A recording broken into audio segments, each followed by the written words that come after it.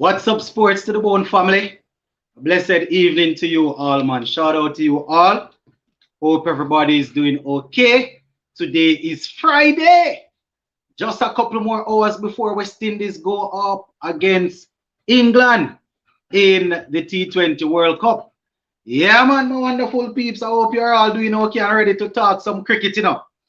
Last night we were on and had some technical difficulties, so we weren't able to really get the thing up and running as much as how we would have wanted. I am hoping that we don't have that same sort of issue this evening. I mean, last night I didn't do anything differently from what I have always done when I'm doing live, but for some reason this whole the thing just started to give some issue. And it would appear as if it was not even the internet. Seems as if the phone was talking up. I don't know, Rasta. Yeah, man, but shout out to you all, man. Taking the time and rock and come in. You understand? All right, further down, I will be opening up the live so persons can come on and talk. But we just want to set the pace a little bit, just welcome everybody and let everybody feel happy to be here. You don't know it, go as you come on, you just go ahead and press that thumbs button, give the thing a like. So YouTube can start to send the thing up. You understand? We see Thompson in our house, right? Joe's 1222 is a big game tomorrow. Mr. Lover at the house. Jaden Moses as usual, early. Will you be live tomorrow when the game starts? What time the game starts again? 9 o'clock? You can do a little watch along, man. No problem. Hopefully, can do a little watch along, man.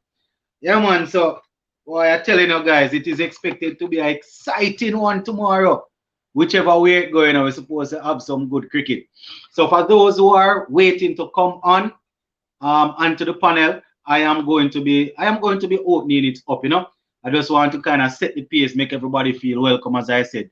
Simpson said, "Whoa, sorry, Sports to the Bone. Blessing from England. Long time in a chat. Yeah, man, we are here, man." Nelson said it's a good look tomorrow. All right. Barry says Sports to the Bone. Will West Indies win the game tomorrow? Well, we have to wait and see. I am many things, but I am no prophet. The emotional side of me would say yes, but if I am going off pure logics and stats, we would think that England might clip us. But this is West Indies, and we have a good bunch of guys, so we can beat any team any day, as they say. I'm expecting some good reasoning on the platform tonight. People going to give them 11. I'm going to ask people to type up their 11 so we can go through and read them. You understand who should open, who should bat at where and all of that. We come well prepared tonight. We're going to wet all the throat. So we come with little what you call this? What you call it again? We come with little sorrel beer, red stripe sorrel beer. Not to drink the heavy alcohol. We just come with little sorrel beer for a reason with the people. Yeah, man. So yeah, man. Gabriel said, "Come on, people, hit that like button. This guy is doing a good job. Don't just view, hit that like button." Yeah, man. We don't know why the people know I hit the like button. Patriot said, "Big up everybody." Yeah, man. Big up, big up. All right, Mr. Yeah, man. All right. So tomorrow. What time is the game? 9 a.m. What time is the game? Simpson say, we'll talk already straight. Nothing shaky, real talk. Yeah, man, straight talking we deal with, man. We don't want any shaky argument around here, All right, Ian say, and tomorrow, all right? All right, I hear you. I get Corona, the beer. Mr. Lover say, I got Corona, the beer, not the virus. Yeah, man, I see those beers on the television, we don't have them here, so I see them on the television. Yeah, man, peeps, if you wonder what is happening, we're just reading some comments and reasoning with the people until, we start to go down into it. Moses Jaden said, my starting 11 is Evan Lewis, Chris Gale, Raston Chase, Shamron Hetmeyer, Nicholas Puran, Karen Pollard, Andre Russell, Dwayne Bravo, Jason Holder. Yeah, sure, Jason Holder not in the starting, not in the 15-man squad, man. Hayden Walsh Jr., Cottrell, and Obed McCoy. What you say, no Rampal? Salova say, Gabriel, my brother, go on. Where's the Noram Paul? Man, say Noram Paul star. Yeah, Barry, we try, man. We try a thing, you know. We try a thing. All right, I can see what go on. I was thinking that we would maybe take our time and then let in persons afterward, but nothing wrong. Nothing wrong. We can all do the show together this evening. I was thinking to spend about 30 minutes and talk before I let in, but I see like Sanjay and Mr. and Marlon there. So nothing wrong. We can let in, man. Sanjay, what's up, man? Where you joining us from again? Well, go on, Lennox. I'm in Bermuda, man. Big channel. This. Big up yourself. All right. I think the last time we heard you on the live was when we were playing the test match against Pakistan, right? You were on that. Yeah, man. Welcome, man. Marlon, welcome. Yes, sir. Yeah, man. So how it looks, Sanjay? How it look for tomorrow? How things?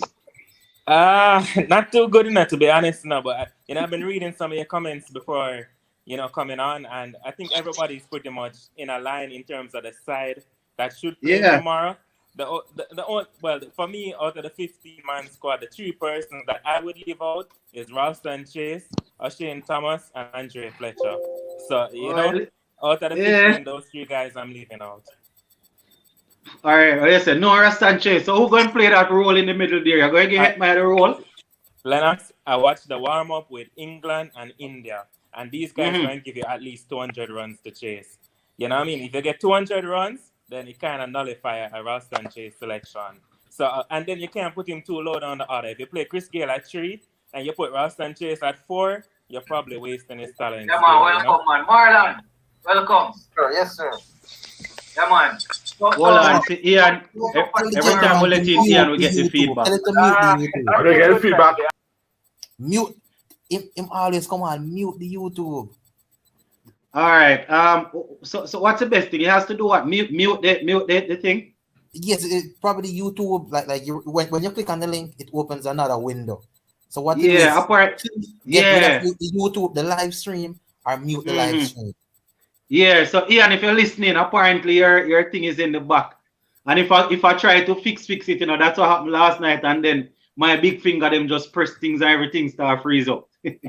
Yeah. So just sort it out, Ian. Sort it out and come again. So yes, Sanjay, you think we don't need Ralston Chase at all? Yeah, my spinners, I'm going with Akil Hussain and Hayden Walsh. So it kind of tough, you know what I mean? If people say put Ralston Chase based on form, I can't argue, to be honest. I can't argue. But just my 11, the 3 guys I'm leaving out, it has to be Thomas, Fletcher, and Chase. Yeah, I agree with 2 out of the 3, Thomas and Chase. Thomas and Fletcher, definitely. Yeah, I'm not sure who's going to be the next one. So you probably leave out Akil Hussain and play Chase, let him be more of a bowler than a bat. Chase has to play. We might have to find out and leave out somebody else, but Chase must play. Akil Hussain, the problem is Akil Hussain looks like he might be able to bowl 4 solid overs. The quality left arm. Yeah, so by the end of the life, with not much runs conceded, without conceding much runs. So by the end of the life, I might have to find out and try and see, or yourself, I'll try and see if I can work. I mean, honestly, if you play Akil Hussain, I don't think you're gonna play Hayden Walsh. Walsh. Either pick. No, but it's 2 different spinners. Now Hayden Walsh is a leg spinner. Akil is Hayden Walsh is a leg spinner. So I don't see how you play 2 of them when you have Chase who could turn the arm over and you could throw the ball to gear. All right, you see the problem with that now? I understand what you're saying. Hayden Walsh is a leg spinner. And leg spinner are usually very attacking, wicket takers. But the problem is there is not a whole lot of distance between Hayden Walsh and Hussain, so you can drop one for the next. You understand? There's not a whole lot of, like you say, one is high class. Say, for example, if you look at a team, let me see a team that has a good leg spin and a good arm spin. The gentleman England, Adil Rashid is a good leg spinner. Adil Rashid definitely play. Yeah. Adil Rashid and who is the off spinner? They have Moeen Ali, right? Moeen Ali. But these 2 guys are very, very good. So the 2 of them can play. You understand? They're at a good level. But when you look at Walsh and Hussain, they are not. It's not like the level is up here.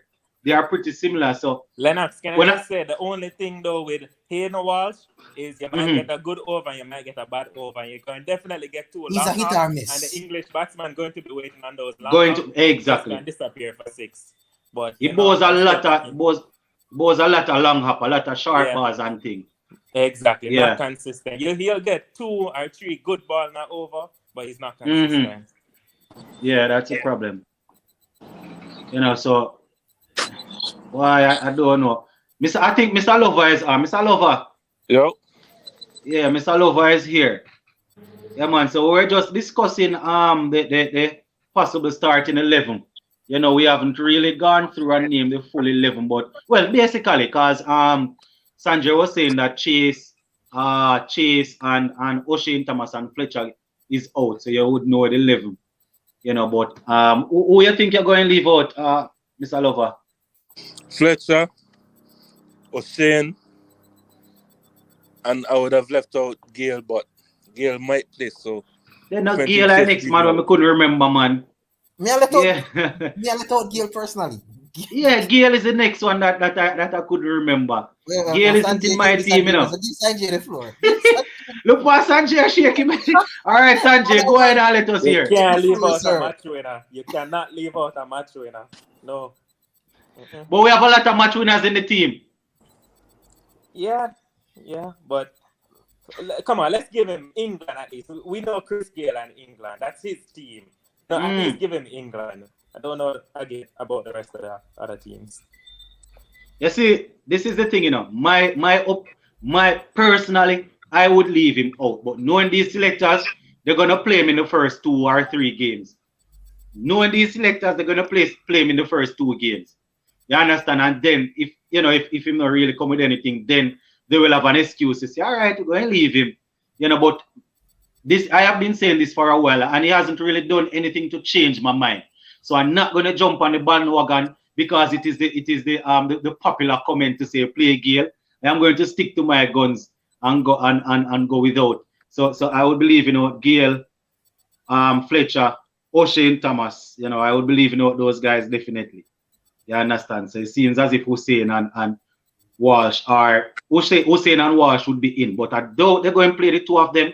So they're going to have to find a way. But personally, I wouldn't have been the universe boss at all.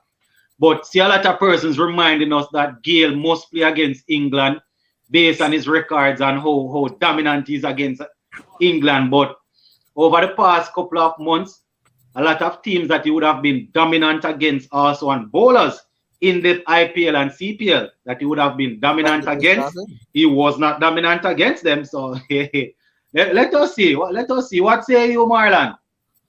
I would not pick him because there is a discussion to be had when it comes to the middle order. Because I think it's safe to say in the 11, Evan Lewis and Lendl Simmons will open. So 1 and 2 is spoken for. The trick now to me is if Gale plays, either Hetmeyer or Chase cannot play. Yeah. That is obvious. If Gale plays, one of those 2 can't play. Cannot play. I cannot drop Hetmeyer. Why? Because it deserves his spot. And can you imagine something that biased? Number 4. Can you imagine tomorrow morning we look and don't see Hetmeyer in the team? I wouldn't be surprised. Jesus. Let's be honest with you, I would not be surprised. It's the easiest man to get dropping a man. Listen, if Gale plays, either Chase or Hetmeyer can't play because all 3 of them cannot play in that middle order. Because we know they're not going to drop Puran and Pollard and those guys are already spoken for. So the middle order, between 3 and 4, is split between those 3. And I think Hetmeyer and what his name is, Chase offers more versatility in the whole aspect of the game. Even take out the fielding. When you talk about the batting, running between the wickets, finding the boundaries here and there, I think they give more versatility. Can I ask you a question, Marlon? Most definitely. If you put in England to bat, right, and they give you 200 runs, right? You think Chase would be a good man to have a 3 or 4 in a chase of 200 runs? I mean, I don't think the sky would fall if that's the case. Hoping number 1, 2, and 3 don't go out there and did what they did against Afghanistan. Because the reason why, to me, I watched the first warm-up game. I watched West Indies back, and I tell Lennox, Chase did not play good in the first warm-up game. But if you look what happened to him right before he got out, the man played. Yeah, you were talking. He blocked 4 balls after that. The next over, he tried to hit a 6, and they caught him. The second game, he came in with 3 wickets down or 2 wickets down quickly. You have to consolidate to even do anything. So to me, those are the reasons why I'm not going to kill him for those 2 performances. And he did rather well in the second one. It wasn't an ultimate failure. So if the other batsmen can stick around, somebody like Chase is not bad. Because if we look at it, Gale is playing a similar role that Chase is trying to play, because Gale is not striking the ball at 150 anymore. Let's not forget that this is not the Gale of 3-4 years ago. Gale's strike rate nowadays is not good. It's not something to cry about. So that's why, to me, even looking at the strike rates between the two of them, Chase offers you more if it's just a mobility standpoint. You see, what we have to remember also, I know a person's going to say Chase has no World Cup experience, but remember, Chase was drafted into the T20 team based on what he would have done in the CPL, And he did not only score the most runs, but look at the strike rate. I am almost certain that his strike rate was higher than 140, I think. He had a very, very good strike rate. Not saying he's going to be able to replicate this, at the international level, but he was selected in the team not only because of the Chase that we know to just block deliveries. As Marlon said, in the last game, I didn't watch the warm-up game, but in that game, we lost some early wickets, so he had to stay there and do something. But if you look at the reason he made this team, it's not only about scoring runs, but he was scoring it at a good pace. If we check out the strike rate, most of the players in this team, although they were striking the ball as good as let me not say most, but a good amount of the players that played in the CPL that are in this team now, they weren't striking the ball as well as Raston Chase. You understand? I know it's a different level, but he made the team doing that. So I am assuming that he will be able to do that. I don't know. I'd say you, Mr. Lover, you're quiet. Raston Chase must play in order for us to win the World Cup. I don't care if you have to drop Gale or Hetmeyer, but Raston Chase must play. I believe Hetmeyer also has to play. So that only one option. Either Gale open or he sits. So Sanjay, you're playing all those batsmen then. So you have Gale, Hetmeyer. Oh, you say you're leaving out Chase. So your top would be Simmons. You're going to open with Lewis, or you're going back Lewis. You're going to open with Simmons or Gale along with Lewis. Hey, which one going to Lennox, my lineup is very straightforward. Evan Lewis, Lendl Simmons, Chris Gale, Hetmeyer, at 3. Horan, Pollard, Russell, Bravo, Hayden Walsh, Hussain, and then Rampal and McCoy. Very simple. Those are the guys I'm going with. All right, so Gale, you're sticking with Gale at 3. You're not going to shift it and put Simmons at 3. There's an argument for Ralston Chase because he's a right-hander. He's a steady batsman, and you're going to have some spin threat tomorrow, quality spin, because with the 2 spinners England have. So Rashid and Moeen Ali. Chase, so I wouldn't feel bad if they leave out Gale and play Chase, but for me, Gale has to find form for us to win this World Cup, or at least to go to the semi-final. You need Gale. Yeah.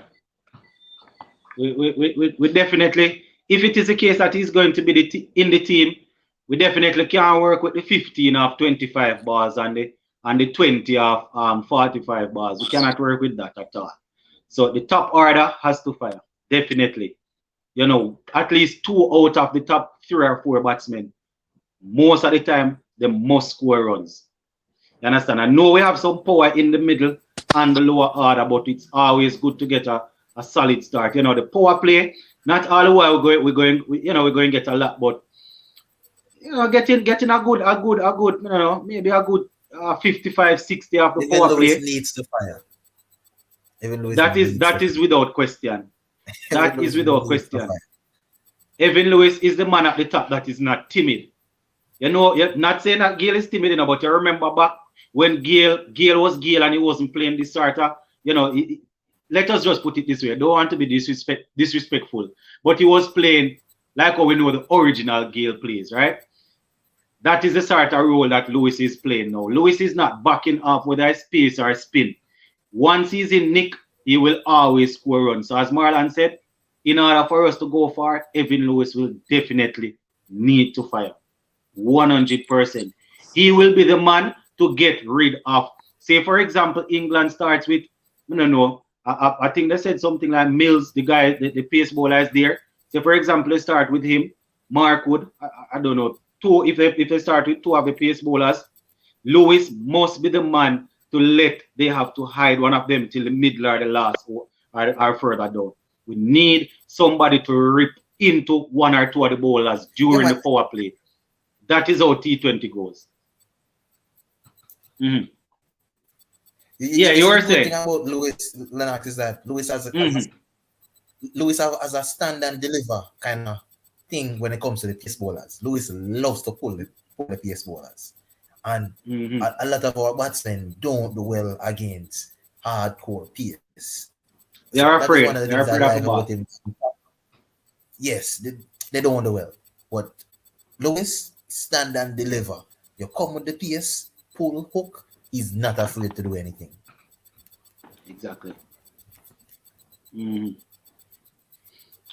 know, I remember, I think it was Ronaldo that had the concern saying, you know, if it is the case that one or two batsmen get out early, then Raston Chase comes in and we'll have to face up to the pace. And we know he's not the best against pace. But if you look further down, if you look at the team in general, most of our batsmen are not comfortable against pace. Most of them.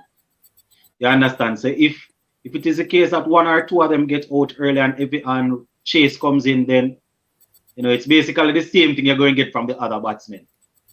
You know, Hetmeyer from time to time, he will get out pulling, but I doubt he's afraid of the ball. No, he's not afraid of the ball. Hetmeyer is definitely not afraid of the ball. Listen, I watch him take on Lucky for a reason. Yeah, man. In that New Zealand series, when they hit him on the helmet, man trying to pull 150, he's definitely not afraid. Hetmeyer is not afraid of the ball.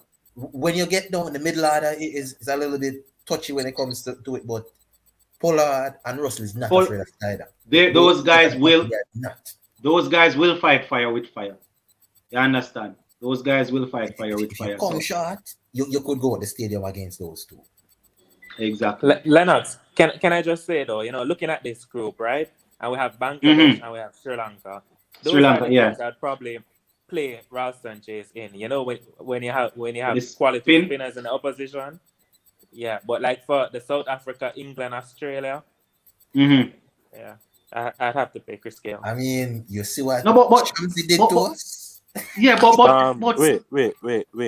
wait. Stop right there. Chris Gayle coordination and timing has fallen off tremendously over the years. How can you play him against serious pace? Like South Africa with Ning and Giddy, Nokia, and Lamada.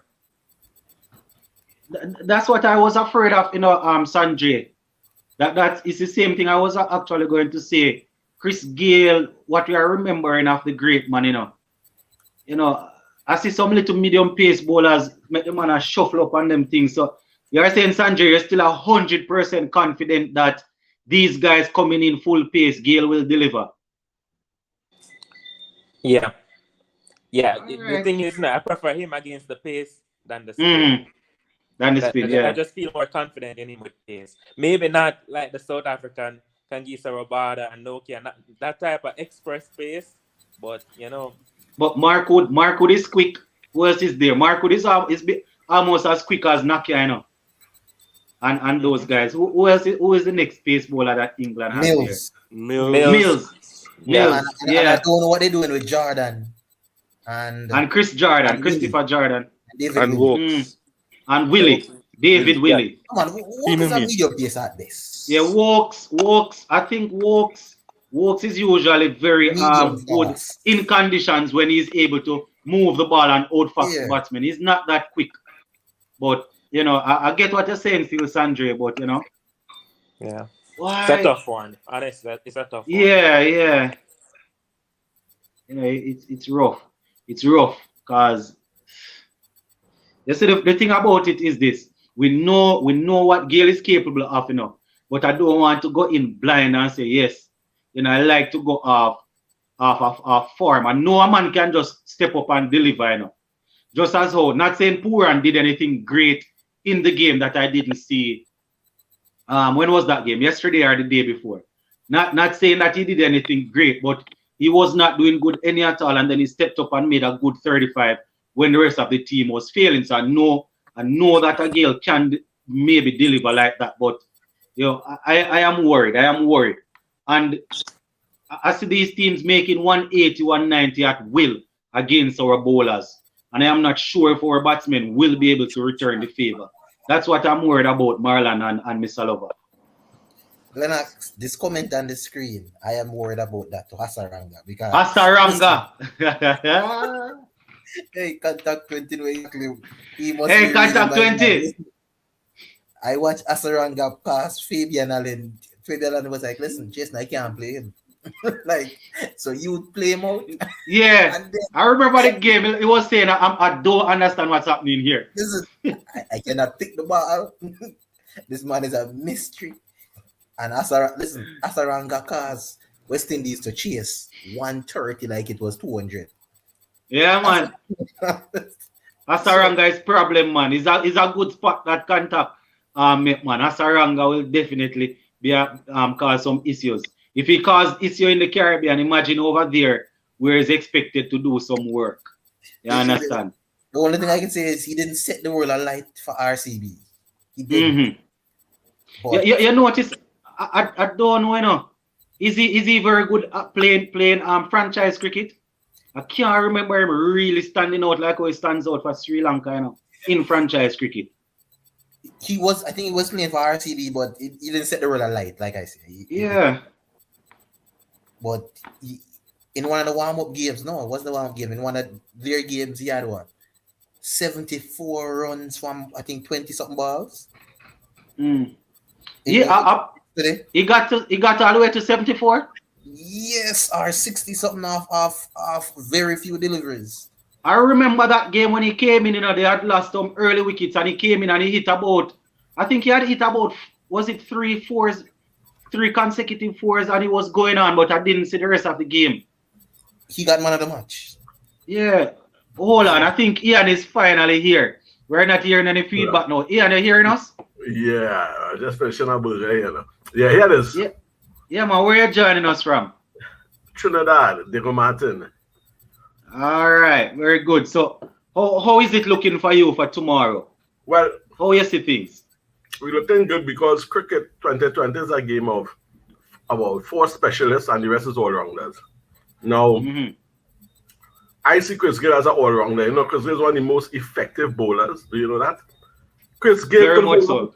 So, if Chris Gayle could fire at any time and on top of that, hold on a whole 4 overs, I want a man on my side. He's not just a batsman.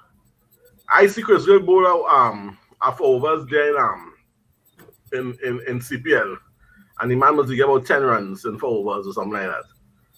Right? So people forgetting that. So Chris Gayle brings to the table an option in opening as a so-called specialist, but I see him as an all-rounder too because he's an extremely economic bowler, and people not discussing that, but that's a reality. That's a reality. You see. Wait, Lennox. Sir, let me ask you this question. Who did Chris Gayle bowl that 4 overs for 10 runs against? Mainly regional players, right? What would happen on the international scene like the World Cup now? Listen, even at international, Chris have hold on a little one over on the changing bowlers. And he didn't get much licks. So what I'm saying is sometimes the least expected is what does work, what they call the unorthodox. This is why sometimes even Simmons at time wrong arm and take wicket. Simmons is the next one could run this. And what I'm saying is, to me, 2020 cricket is 4 specialists. At least 2 specialist batsmen, 2 specialist bowler, and the rest is all-rounders. That You could see, it is actually a good point, gentlemen. We weren't actually looking at it like this, but I noticed the only time they tend to use him, or Pollard tend to use him, is usually, say for example, Oshane Thomas is bowling, he's playing. Oshane Thomas gets 2 overs, goes for runs, and then we have to hide him. Usually they use Chris Gayle to fill in 2 overs, but would they realistically pick him thinking that he will bowl 4 overs? That is the thing. I'm not saying he's not capable, It's a good point. I know that he's able to bowl. You understand? Yeah. And we would have seen him, do some bowling at the international level. But would they pick him with the frame of mind that they would ask him to bowl 4 overs? The thing is, right? No, I'm in insurance. I'm an insurance man. So I know about preparing for the unexpected. There's something called contingency planning. So you pick a man, he's not your starting bowler. But when you work it out of the frontline bowlers, you're supposed to have about 3 other people who could fill in gaps. Bowl at 1 over, or 2 overs. Because, let me tell you something, I'll be very honest. I wouldn't pick Oshane Thomas right now.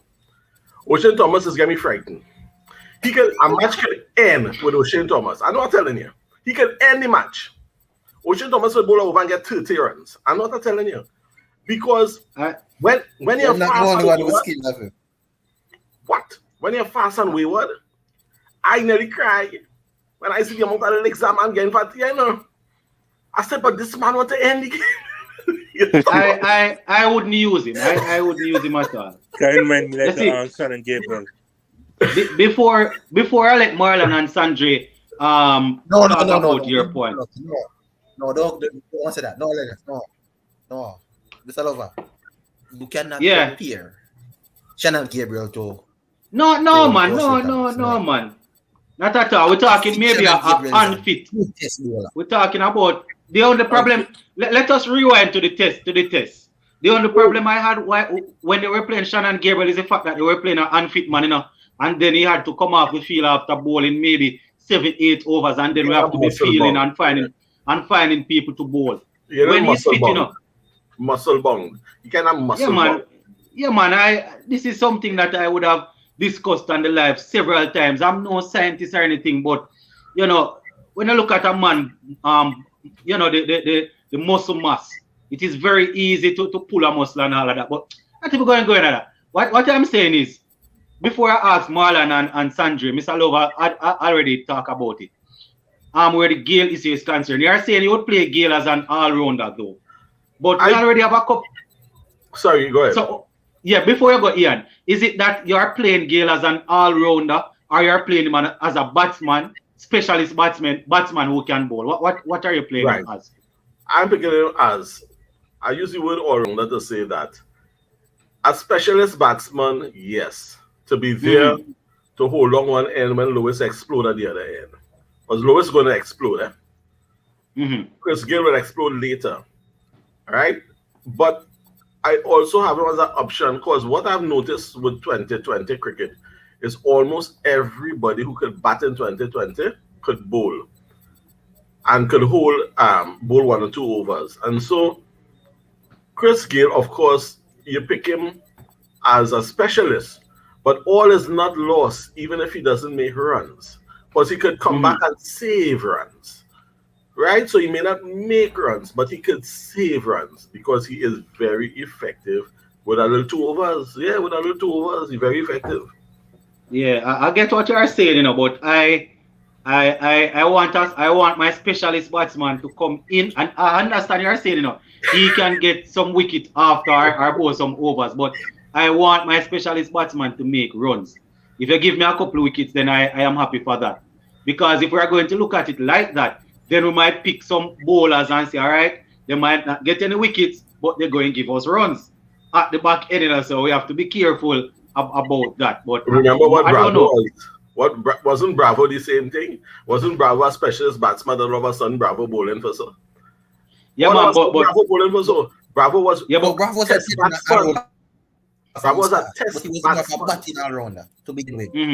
Yeah, batting, but specialist. No man. Boy, Bravo could say- was always boy a could batting. Bravo, say- Bravo was always a genuine. The only person I remember I remember hear something about them telling Bravo to focus more on his batting. I think it was Brian Lauren in an interview back in the days, but he was always a genuine all-rounder based on what I can remember. But I remember hearing Laura saying to him that, he should do some more batting, focus on his batting because the ability is there. But based on what I can remember, he was always a genuine all-rounder based on what I can remember. Right, but from what I remember, from the early days when I met him in the Savannah in Port of Spain, when Lara bring him, because I know them fellas from long time, he was more of a batsman than his bowl. That is what I know him as. Bravo was batting number 4 or 5 for the West Indies in Test cricket. Yeah. He was a batting all-rounder. Right? But not a specialist. Yes, he was a batting Boycott. all-rounder.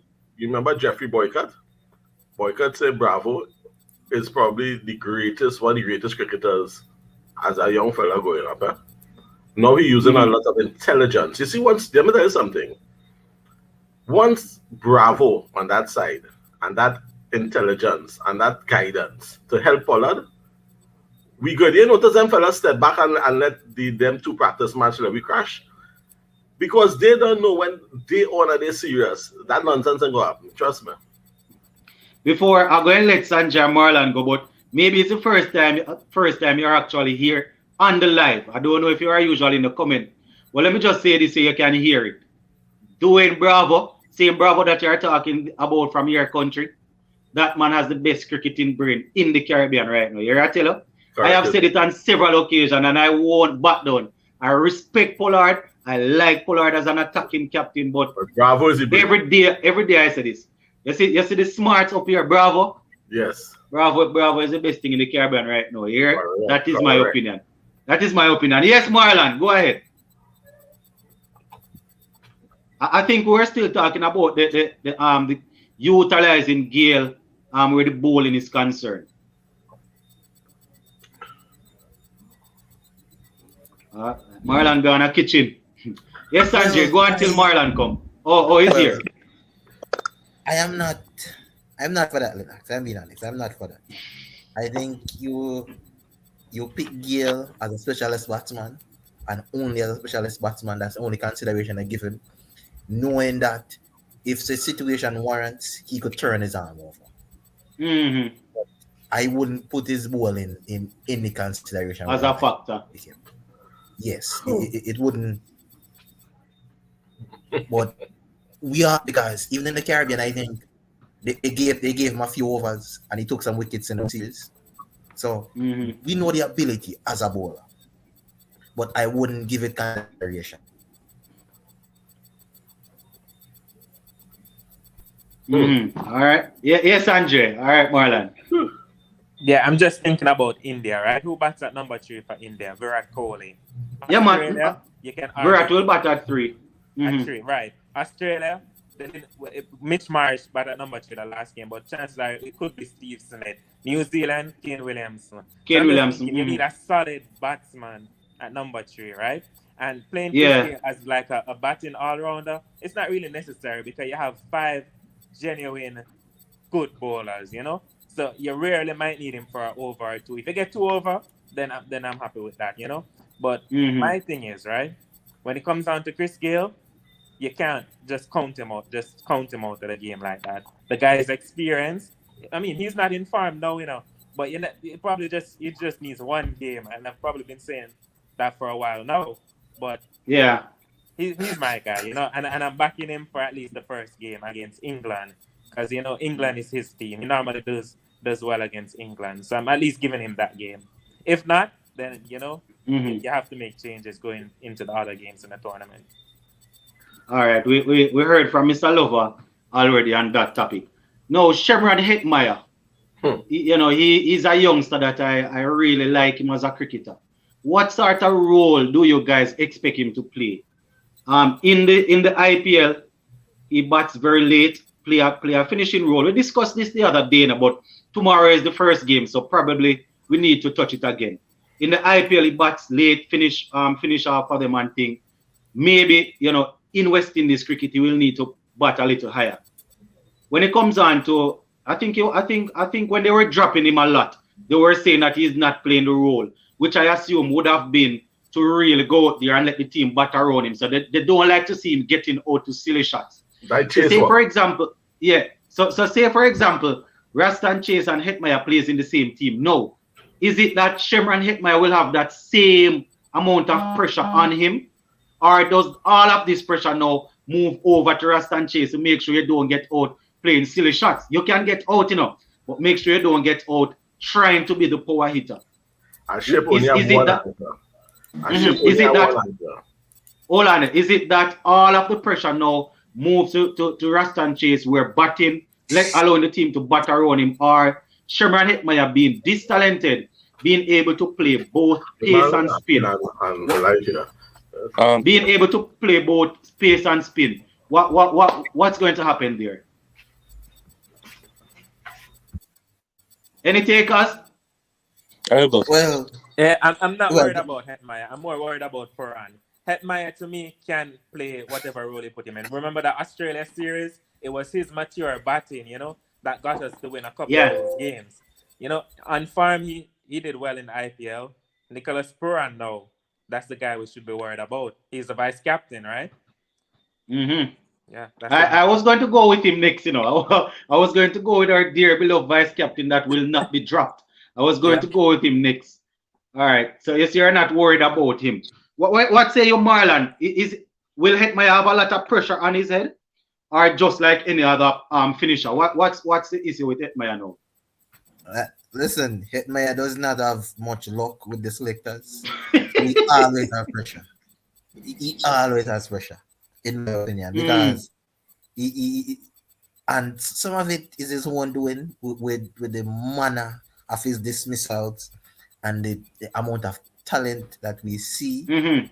But his favor, like everybody knows this when you're in teams and organizations where some people just have more favor than others, and favor is not favor. When he goes out there, he has to bat well because he does not have that favor that your Pooran might have. So and he's always under pressure. Chase is always under pressure too, because Chase is not one of the popular guys either. So those two guys are always under pressure. I remember you saying this yesterday. They will be dropped easier than others. All right. What say you, Mr. Lover? I think most of the pressure would go back towards Raston Chase. Allowing Hetmyer to play a better role. Like mainly a finisher, like how Fabian Allen is not there now.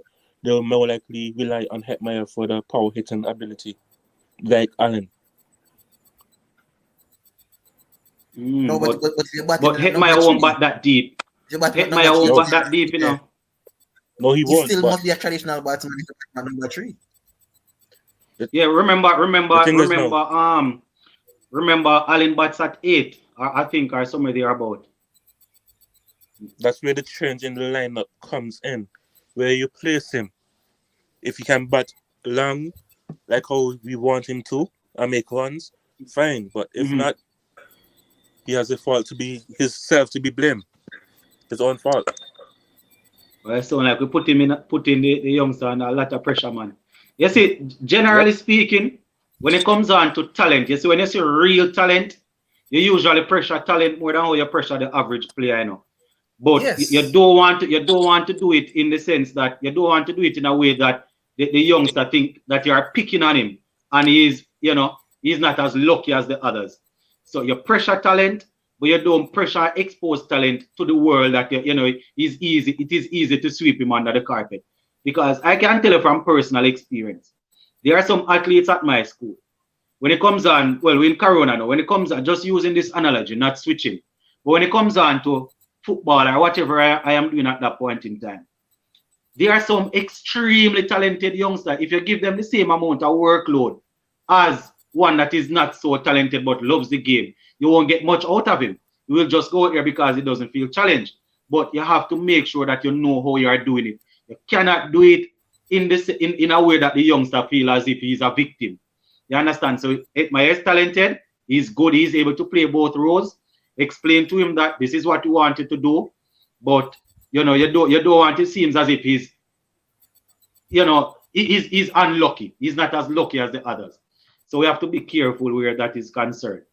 You understand? But it really hurts, it really pains my heart when I see Hetmyer out of the team, knowing that sometimes, it's not because the other guys are doing better than him, to put it that way. Lennox. Sorry. Yeah. Oh, sorry. Lennox, Marlon, and Mr. Lover. You have Jason Roy, Josh Butler, and Johnny Boystraw. Those guys those guys are quality players. I know they can give you 100 at least. So who is going to be your two opening bowlers that can guarantee you some early wickets? Remember, you don't have Fabian Allen, you don't have Jason Holder, you don't have an express pace bowler and O'Shane Thomas or probably Fidel Edwards. So is it going to be Rampal and Hussein? I want to tell you, this is exactly what we were talking about on the live. Was it? It wasn't the last live, Marlon. It was the live before the one yesterday. It was yesterday? Yes, it was. We were talking about the same thing. And we're saying that England has that problem when it comes down to those batsmen because they can bat them. All of those names that you call can open. They can bat at 1 can bat at 3, 1 can bat at 4, wherever. But Rampal will have to play. He's not as quick as he used to be.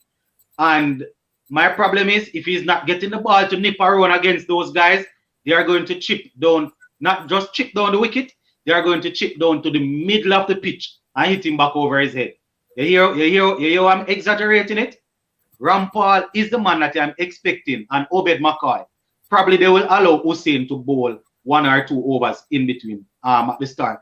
But Rampal will be expected to take wickets in the power play. Problem is, he's not as quick as he used to be. He will be expected to use his experience, try and outfox them, try and get the ball to move around. But I'm telling you from now, guys, if the ball is not nipping around, Pollard going to have to scratch his head. Maybe going to have to take Nicholas Pooran from behind the wicket to bowl to Jason Wright, Johnny Bairstow, and Butler. Here I tell you, if you are not getting the ball to move around or you're not bowling quick, these guys will punish you. I'm not over exaggerating, Sanjay, but I'm telling you, these guys, I said it the other night, these guys play reverse sweep, paddle sweep, 360 shot. These guys play just like a normal straight drive. They are very good. So Rampal and Obed McCoy, those are the two opening, or Rampal and Akil Hussein. They will have to get it right. They will have to get it right. Listen, Yeah, he opens for Trinidad. Oh, Hussein? Yeah, remember he opened. Yeah, man. CPL. Yeah, man. I know that he's able to open. I think he even bowled a couple of opening overs for West Indies. Yes, he did it for West Indies, man. Yeah. That's the I don't remember if it was against Australia. I don't remember which team it was against. No, it was against Sri Lanka. Or Sri Lanka or South Africa. I don't remember. That was, But I think they started with him as the opener for the home series, the stretch. I think they started off with South Africa. Yes, it was. It was with South Africa. I think they started. Lennox. Yeah. You know, I don't want to cause any controversy in your life now because I know you have a lot of Guyanese, right? But I think John Ross could have been the man who came into the reserve over Moti. That's my opinion. Moti. Who did you John say? Ross Jagassar. John Ross Jagassar. John Ross Jagassar did some work in the IPL, you know. I'm sorry, in the CPL. But Moti did some work in the CPL also. That is the problem. Yeah, I understand, but I'm just thinking, you know, Jagassar has good control based on variation overs in CPL, and he's the man I would have brought into the reserve. And you know, this is another controversial issue, but I would have brought in Jason Holder for Fabian Allen because Fabian Allen needed to be in that 15-man side. Jason Holder was in there, he's definitely playing for me tomorrow. 100%. We all agreed that, you know, the other evening on the live, Mr. Lover, I think Marlon and myself agreed that Holder should have been the one to come in. You understand? But it seems as if they are leaning towards the spin because Hussein went in over Jason Holder and they went ahead and called up another spinner. You understand? In Moti. So it seems as if they are set with their pace bowlers and they just decide that the spin is what is going to win us the World Cup. And they will have to surprise me. I don't know if our spinners are quality enough to outfox some of these batsmen. Not saying our pace bowlers are good enough. You understand? But a Jason Holder on form is better than a Hussein on form to me. So, you know, or he's more, he's, I think he would do more damage, you know. So, I don't Jason want Holder us to could be an dig. opening bowler, and you could guarantee you'd get you some early wickets. All right. I don't want us to dig it around or to dig up anything, but I see where the selectors are going because they brought in Hussein and then they use a next spinner to replace him. So obviously they are saying, here what? We are okay with all the medium pace bowlers that we have. Remember, you know, the coach had said that if Holder should go into that 15-man squad, then the squad would become unbalanced.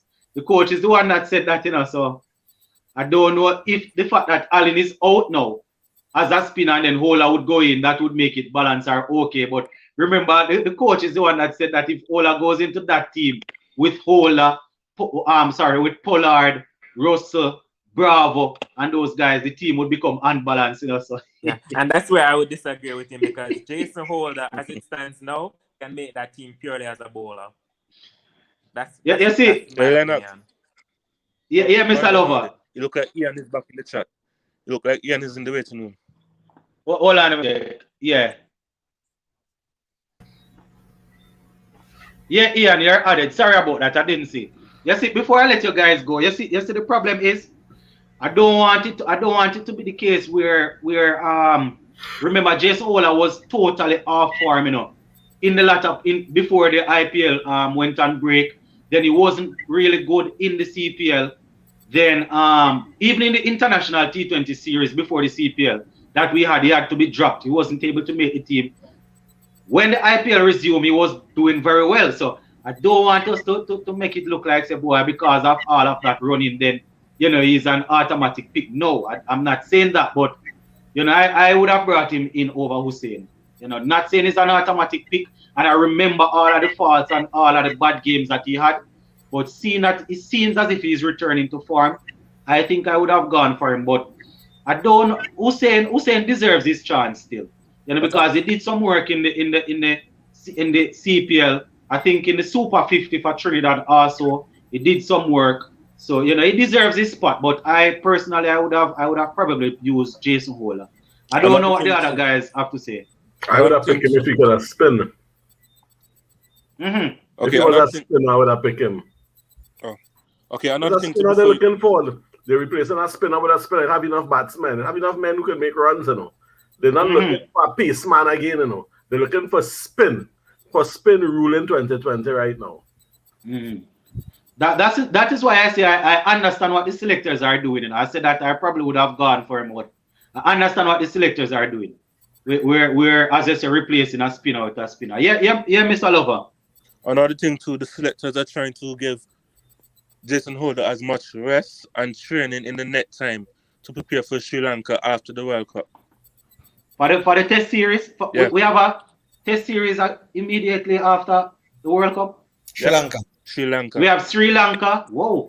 After let me just let the guys that are probably not aware. So after Sri Lanka, then January, you know, guys, we are going to have England here to play 5 T20s, I think. Then we're gonna go to India, I think, to play in February. Then we're gonna come back in March to play 3 tests against England. The same England. I think the 3 test matches will be played in Grenada, Antigua, and Barbados. So it's a whole lot of cricket, you know. It's a whole lot of cricket. But I don't know. Lennox. Marlon. Where's the Pakistan white ball tours in that whole mix? Hold on, Pakistan coming back? No, man. I think we're visiting Pakistan. We would be visiting Pakistan. I think it's after the test series. I don't know if it's further down in the summer. No, it's before summer. Yeah, so much cricket, man. Yes, man.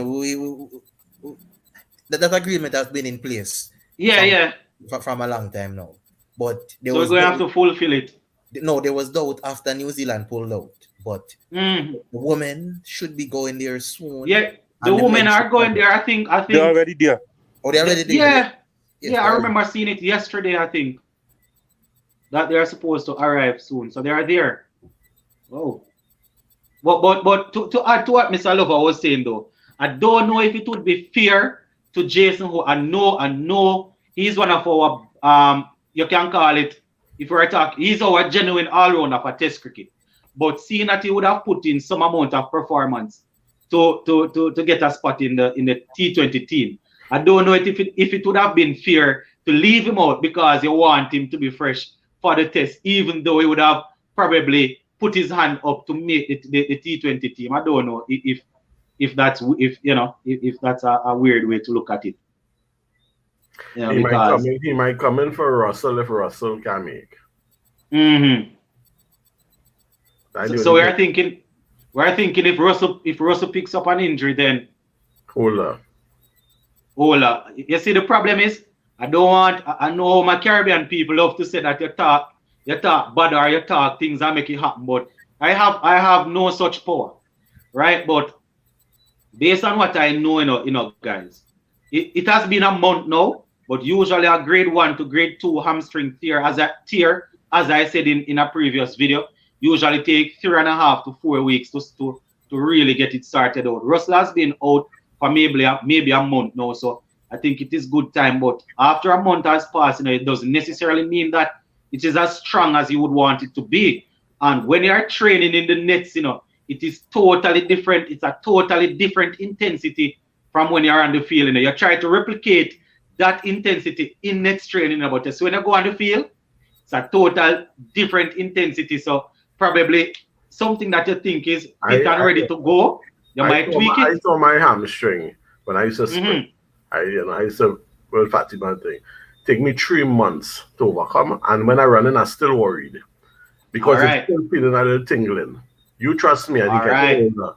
I don't want to be negative, but I mean, this is such a great player. It's sad. But some of the greatest players' injuries put them out. Some of the greatest players' injuries, what is that what they call the Achilles heel? It's just a reality. Mm-hmm. But you see, because this is 2020 and it's not a lot of work. Yes, it's just not a lot of work. It's 4 overs if you give him all 4, and then he bats at number 6? I don't know, but number 7. Run about 7 there. Nice Superman, and you tell Superman don't dive. When ball come into the boundary, that is the problem, you know. That is Superman, you know. Look at everybody, yes. The only thing will prevent Superman from diving is, you know, you said that you used to sprint, you had an injury. I am almost certain that you probably wouldn't have gone as fast as you would have gone before, because there is a mental scar. Not to switch the topic, you know, but track and field. Ewan Blake, when he tore his hamstring, basically ripped everything away from the muscle. I said to some of my friends, this time I was still studying in college. I said to them, this man will never run that fast again. You know why? It is not only because he's not mobile again. But you see the scar here coming, especially in the 200-meter coming off that curve. He will not put that amount of effort there again. There's a mental scar. You understand? So I'm not saying that Russell will have a mental scar, but the only thing will prevent him from diving and running up and down is if in the back of his mind is think that, well, probably it is better allow this ball to go for 4, and then I might be able to hit a 4 to get it back. You understand? And not put too much work on the hamstring. But, you know, I think this is an aspect of it that we don't talk about a lot. Usually, you know, I know people like the practical and the sports part of it, but you know, I think I might need to start doing some videos, you know, explaining these sort of things, because all of these things come together and make a package. This is what makes a player. You understand? But you know, let us see how it goes. I don't want to preach to us. Let us see how it goes. Okay. You know, but so Mr. Lover, Mr. Lover, go ahead. You mentioned something about Nicholas Pooran. Yeah. Honestly, I don't think Nicholas Pooran should be keeping in all the games. I'll take the gloves from him and give it to Simmons and let Pooran focus on his batting more, because to me he bats better when he's not wicketkeeper. Period. You see the problem with that, though, in my opinion. About that? You sure about that? He doesn't keep for Kings 11, you know. Yes, he Remember does not that. keep in IPL. Yeah, well, Yeah, the man had about 4 consecutive ducks in IPL, I think, you know. But Yes, not to use that alone. But you see, Not- the let's not only use way. that. Puran is the best T20 keeper in the Caribbean right now. Andre Fletcher isn't the side, you know. But can Andre Fletcher play ahead of Nicholas Puran? No, man, Fletcher. Let me Fletcher's tell out you, of it. Fletcher's not to out of it. disrespect Fletcher. I'm talking about Not to Lendl disrespect Simmons. Fletcher, but No, let I me would tell you let why Lendl Fletcher. Simmons keep. Remember, You Lendl see- Simmons haven't kept wickets in a full T20 game for a while now. He probably can fit in if somebody get injured and you need him to hold the gloves for a couple overs. But as a dedicated keeper in a World Cup game, I'm not giving Simmons the gloves. He has a better chance bowling if I was captain than keeping. All right, you see, let me say this. When it comes on to Nicholas Puran, if we take the gloves from, would we just take the gloves from him in the World Cup now and ask him to focus on his batting? Remember, it's not like he was given that task leading up to the World Cup, you know. I understand what you're saying, Mr. Lover, but this is how I tied it in. If Simmons, if it is the case that Simmons is giving us some whirlwind performances with the bat, and this is not going to happen now because Puran won't be dropped, and Nicholas Puran is struggling right through with the bat, then I would ask Lendl Simmons to keep and probably bring in a next batsman. But as it is, I go and let Nicholas Puran stay with the gloves, as is. But the only way I'll take that gloves from Puran is if he's not performing any at all and I want to drop him. And there's no other keeper. I would say Simmons keep and bring in a next batsman. The But only as we other speak, guy- Puran stays. The only other guy that you probably could consider, but he's not even there, and that's Shai Hope. You know what I mean? So in the squad right now, Yeah, it's Puran either Nicholas stays. Puran or Fletcher. And remember, you know, the selector Roger Harper did say that's why Fletcher is there, you know, as a backup keeper. Fletcher In is terms there of- for his no-look six. That is all he's there for. That no-look six that he plays. That is all Fletcher is there for. Fletcher, Not to, what's Fletcher problem? I find Fletcher a long time now, like he just can't go. I don't know what's going on. The man is a very talented batsman. I just don't understand what's Fletcher problem. I don't know enough. You see, I see Fletcher getting out somewhere, and I can't recall Fletcher getting out. Not saying that he was very good back in the earlier part, but Fletcher is, you know, he's playing some shots backing away, way outside the leg stump and trying to reach the ball and getting bowled and just hitting the ball off balance, and it just look weird. You know, I don't know. Listen, let me go with go what ahead. Sanjay. You see, Yeah. and started off the home series on a good note against. I think it was against South South Africa. Africa in He got And 35 and in the 33. second game, and 35 and 33, and we dropped him. Yep, And then that's we what I was dropped him. about to say. He has never been the same.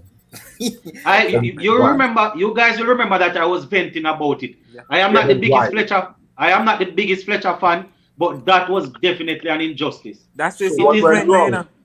He was One not thing. an 8. He was not an 8 or a 19, but he was a solid 35, I think, and a solid Yes. 33. And they just dropped him for no reason. They dropped him to bring him back Simmons, and I would. That was no reason. See, I think Simmons had gotten hit on his. I think he Hey. got hit in his head. Yeah, he had to take some time out. Yeah, but I call that no reason. The guy was hitting form. So Yeah, and the thing is, now, if you're playing Andre Fletcher in your team, you have to let him open. I don't support let him in bat at 3 because the guy needs the new ball. He needs the pace coming on. That's his thing. So you can't put him at number 3 if he's not. Fletcher cannot bat anywhere else. I don't know if you guys remember one at the time they had him in the team and they bat him at about, I don't know, 5 or 6 or something there. He looked It was clueless. Yes. But Fletcher he has to open. But no, Yes. as we speak, he's not looking good with batting hand. I must be honest, Yes, not yes. looking good at all. Spiceman is not firing. We are working our way through the team, whether you guys realize it or not, we are working our way through the team. So we talk about Hetmeyer, Gale, Puran, we spoke Hakeem about Russell, Hussein. We work with way through, But nobody know where Hetmeyer's batting. Where will Hetmeyer bat? Because we just talk about we picking specialist batsmen. We're sending him by the bowlers. We're sending Hetmeyer to bat by the bowlers. But Number just three. Hetmeyer going back at number 3. Gale not in my side, Hetmeyer back at 3. Or if you need a right hand, you can put Dewey in What's Bravo. that? You know what I mean? Okay, let me ask a silly question in a kind of a way. Do you Yeah. guys think if Chris Gayle opens with Evan Lewis that we can get those magical innings from before? No. The Okay. problem No. is, Chris Gayle ain't giving you what he gave you before. and you know, they I'm didn't looking at it. experiment Wait. with it before. They I'm didn't looking at it. experiment with it before, so I'm not sure if they're gonna try that right now. I was looking at You it based understand? off of muscle memory though. Yeah. Well, I don't know how much memory Gayle Muscle have You right see, now. Chris Gayle taking. No, I like him, and I don't mind if he anchor down. You see, if Lewis explode, it go cover up Chris Gayle take any time in order to catch himself. If Lewis explode, for them first 6 overs, if we make 25 runs, we make 20. So somebody had to explode while Chris Gayle get the line in, but Chris Gayle could be an anchor too. He could be an anchor in the earlies because he plays straight and so on. But somebody had to explode at the other end, or else Yeah. we're going to be pedestrian right through, pedestrian. All right. So we think. Let me tell you why I don't have a problem. You guys will not agree because the 11 is not the same, right? We're not using the same 11. But this is my solution to the Hetmyer. Hetmyer is batting at number 3 for me because Gayle is not in my 11. So that is why I don't have a problem finding where to put him, because Gayle is not in the team. But I understand you guys, because you have Gayle batting at 3, so you are worried. So probably that is where you're going to think now that maybe in your team, Hetmyer will bat at 4 and Chase won't play. If you guys are looking at it like that, but that is how I see it where my team is concerned. Be careful, it might end up like Ambrose and them fellas. Funny thing about it. Watch yourself, Maybe I am not big enough to get that sort of attention, man. It won't pay me the mind. But Gayle, you see, I would want nothing more. I would love for nothing more than Gayle to go out there and get a good half century or century. And then everybody on the platform that is for Gayle will come tomorrow and say, whoa, sports to the bone. Gayle, shut you up. That is what I want. Because guess what? At the end of the day, if Gayle performs like that, then West Indies will win. And that is what I want, I don't business with any individual, player, I want my team to win. Yeah, so but if Gayle goes out there, make 100 or play a match-winning innings, whatever the score is, and we win, I don't care. I just want to know my team win. That is what I want. Well, I have Chris Gayle on the first team. He must be on that first match. Must be. Yeah, no questions asked. As much as he taking a little long to warm up. But if you have a man at the other end, as I tell you, we got to go. We got to go. Once if he can if he don't have no dot balls, and Chris Gayle can do 1 run, Lewis, bam, bam, 4-6. Next time we get another 1 run, and he can hit little 1 run, and then explode coming down to we say the 5th over or the 6th over. In 5 and 6, Chris Gayle can make a simple 30-35 runs in 2 overs. All right.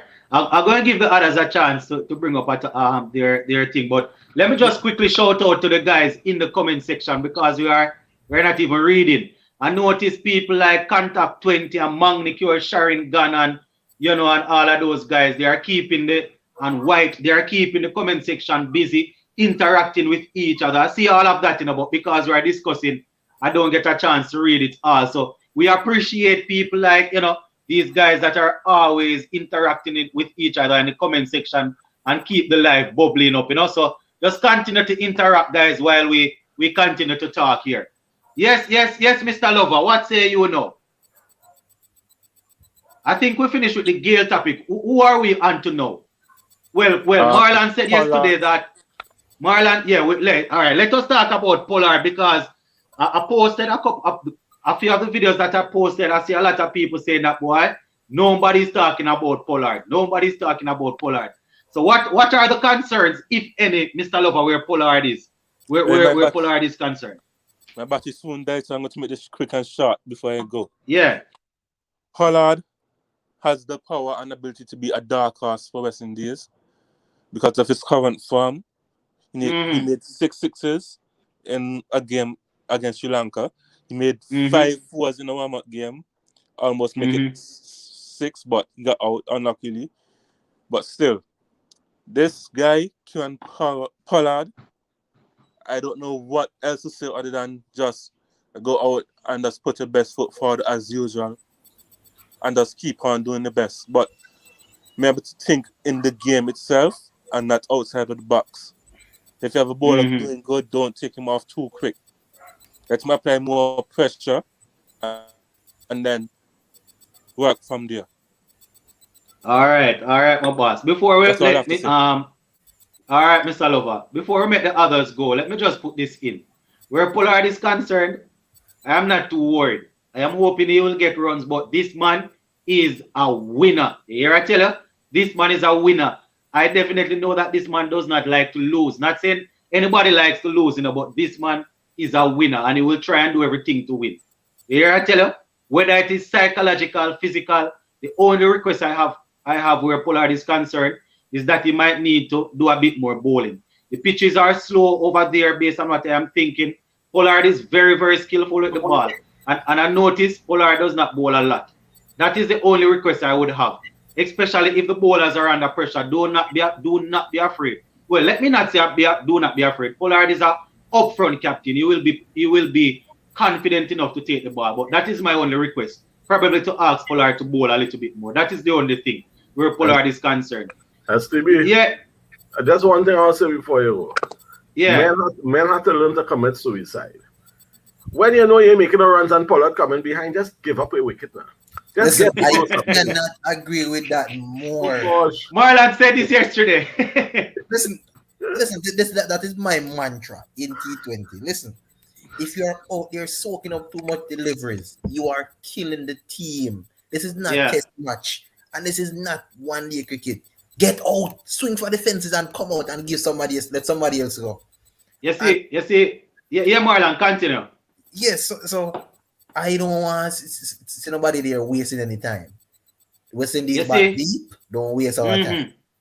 You see, that is the thing, before Sanjay goes.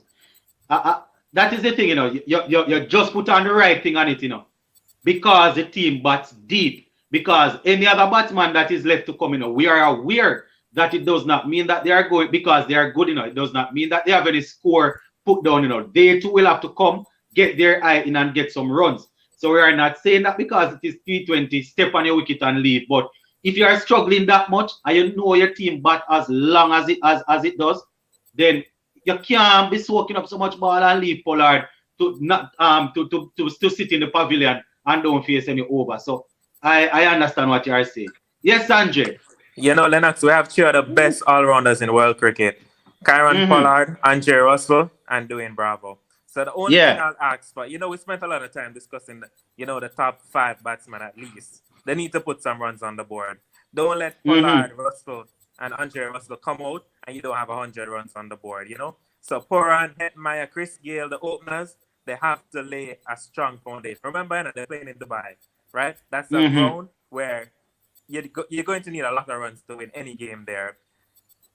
My aim is you need over 200. And in order to get that, let's say need a strong start. So Kieran Pollard comes in. You give them 5 overs, you need to have at least 150 on the board. You know what I mean? And that if you give them that and they just come and explode at the back end, it's hard for us to lose any game like that. That's my hope. That is a good point. Yeah, Marlon. You said what were you saying now about Well, for me, I am not so much worried about people like Pollard and stuff like that because I think he will come good. I've seen him since his tenure as captain began, where the batting look in dire straits, and he comes in and put on a respectable score, and he certainly did that. When the last game, and we get to the point where we expect these things of him.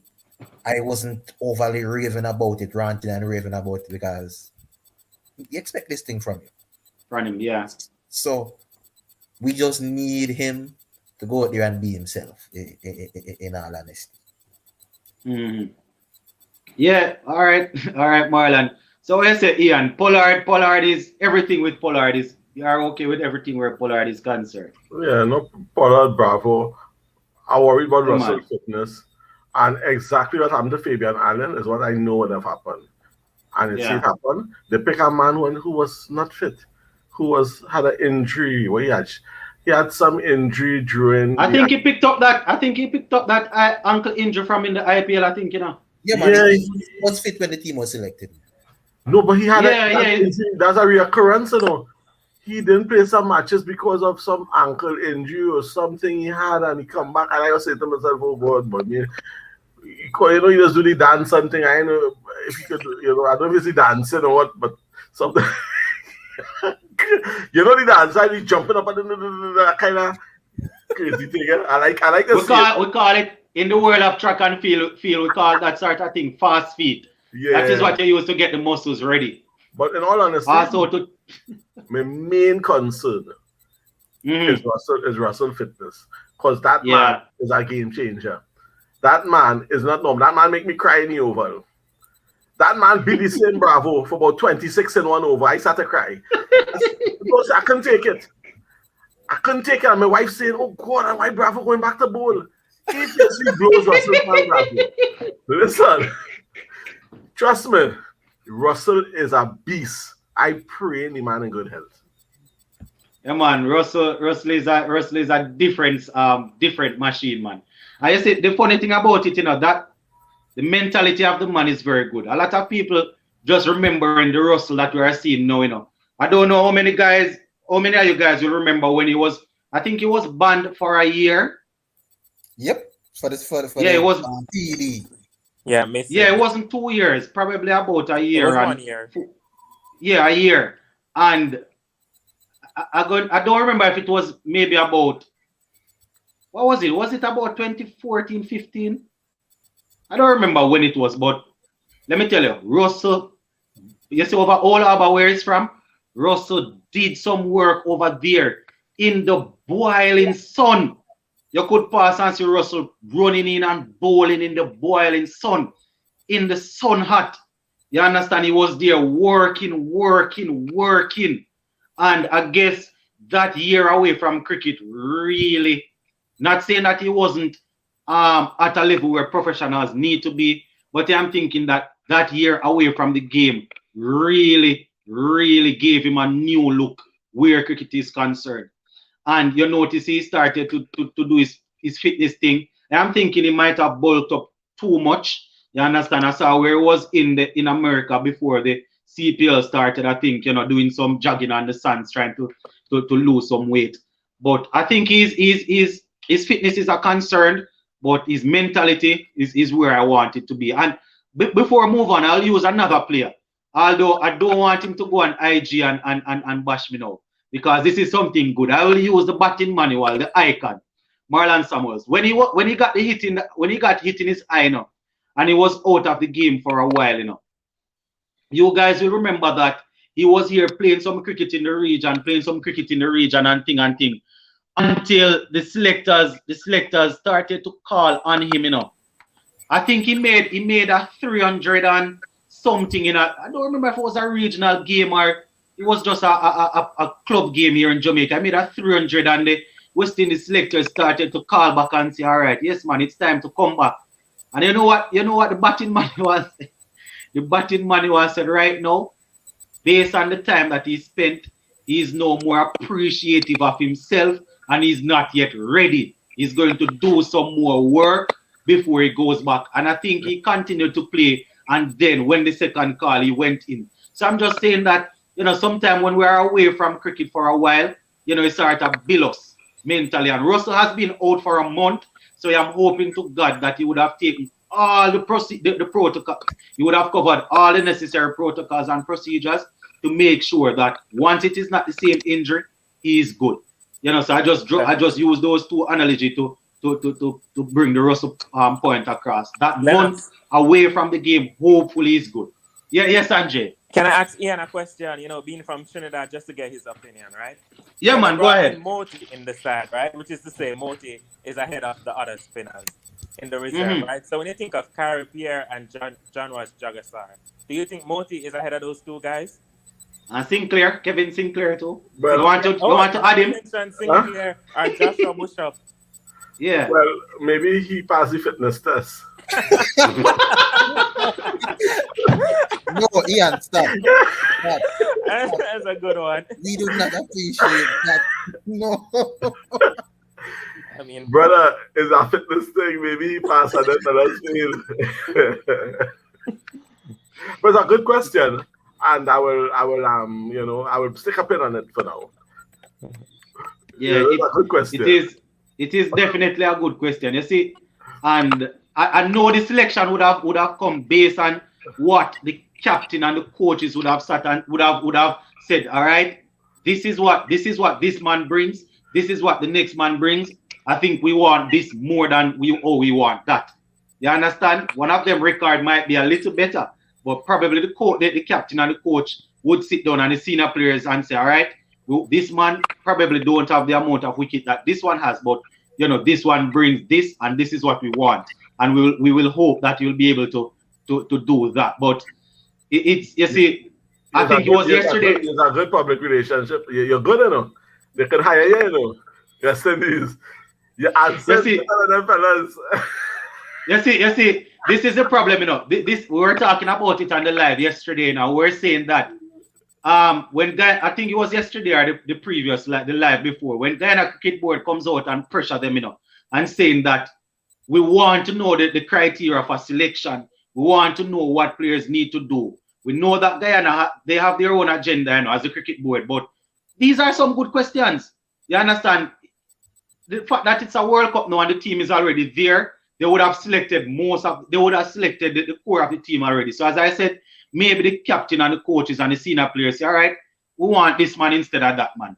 But when it comes on to what you need to do to make the team, I think we need some transparency. But I doubt we are going to get it, because the last time we asked for it through the Guyana Cricket Board, not saying I have any links there, but when they ask questions like this, I hitch up on it, because these are the questions I want. We were told that they are under no obligations to explain anything to us. That is what we were told by the selectors. So I don't want you guys to remember that. I know that Moti came in the CPL and he did some work, but you guys will remember that Sinclair was actually there doing well at the international level. He had a couple of games. Bowler. He could have did his thing, but as I said, as Ian said, his fitness, and I am not a fitness expert, so probably Moti is as fit as a fiddler, as we would say in Jamaica here. So I don't know. All right, let us work our way down now. Who is the next man? Obed McCoy, the man that I did a video on and said, where did West Indies find this man? Obed McCoy is the real McCoy. That is before I realized that he had some serious problem with shin splints and all of that. Before the CPL, he was looking extremely good. How worried are we though, having seen him in the two warm-up games playing, bowling a bit wide and very worried, very worried. How worried are you guys? I'll let you go one at a time. Ian, you can take first crack. Let me just go to the fridge and come back. You can take first crack. Yeah, that's okay. I get you're not looking like the real McCoy again. And sad to say, again, come back to the Achilles tendon. A chain is as strong as the weakest link, right? That's one of the problems when you're an athlete, in that it's so easy to break down sometimes if you drop your guard. I think a shin splint he's suffering with. Yeah. Shin splint is an imbalance in the muscles there in the calf and the front. It is not something that you don't get over that overnight. Remember Ravi Rampal suffered for about 2 years, 3 years straight with shin splint until he actually had to get the muscles balanced in such a way. And that is why Ravi Rampal ended up leaving the West Indies and not getting, because the shin splint was plaguing him over and over and over, and he had to get professional help to balance off the muscles. I can't see a man getting over shin splint so fast. Right? He might pretend it's real painful. And he's the next one. And I'm not saying nothing. Let's just pray for him. Listen, I am worried also because he didn't look, besides the fact that the ball was strained, he didn't look threatening either. Mm. I watched the first game. The first game, he did not look threatening.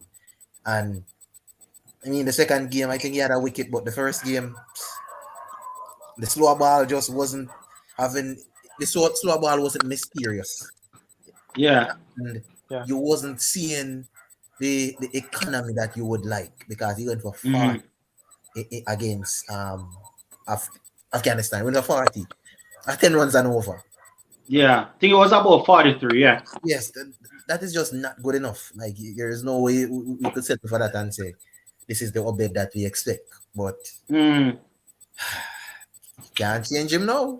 No, the only thing I'd say on that is, right, so the games he's been playing since he got injured, Dwayne Bravo has not been in any of those games. Dwayne Bravo normally stands at long off or long on and work with him in between. And just give him some knowledge because Dwayne Bravo is one of the best in the business at what Obed McCoy does. So yeah, I'm hoping that will make a difference. Listen, yes, we said that on the live. I think I said that on the live a few nights ago that Bravo's Bravo in that lineup is cool. Listen, Bravo is the next man that we're going to, so we can't just go right into it. Yeah. Well, yes. I think just go right into it. 4 overs is key to West Indies in every game. That is number one. Yes. And the little experiment I watched them did with the bat when they had number 4. I think he got about 43 now. Yes, I want to see that again. Yeah, he's a right-hander. He's a good, solid bat. Well, he's coming on form now. He hasn't been always this good. You know, he started out as a bowler, then he went more into a batting, but now the batting is coming back. So yes, I want to see that again. So Bravo is a utility player that, listen. Especially between Hetmyer and Puran. If I see them struggling, I would probably send Bravo up the order to play like an anchor, mentor type innings and, just bring them along. Exactly. He's one of the players who we need to fire, particularly in the bowling. But if he gives us something in the batting, thank you, sir. But it's good. We particularly need him to fire with the ball. You see Mr. Lover highlights something here in the comment section that he needs to change his action with the slower ball. That's Obed McCoy. I remember the first time we saw him, and I think it was Ian Bishop that pointed it out. And we came on the live here. I think at that time we had Marlon and Mr. Lover still. And we're talking about it. I haven't seen him. I didn't watch the last warm-up game, so I didn't get a chance to see him. But I think he was doing something like when he's going to bowl the slower ball, he clinches the fist. And when he's going to bowl the faster ball, he opens.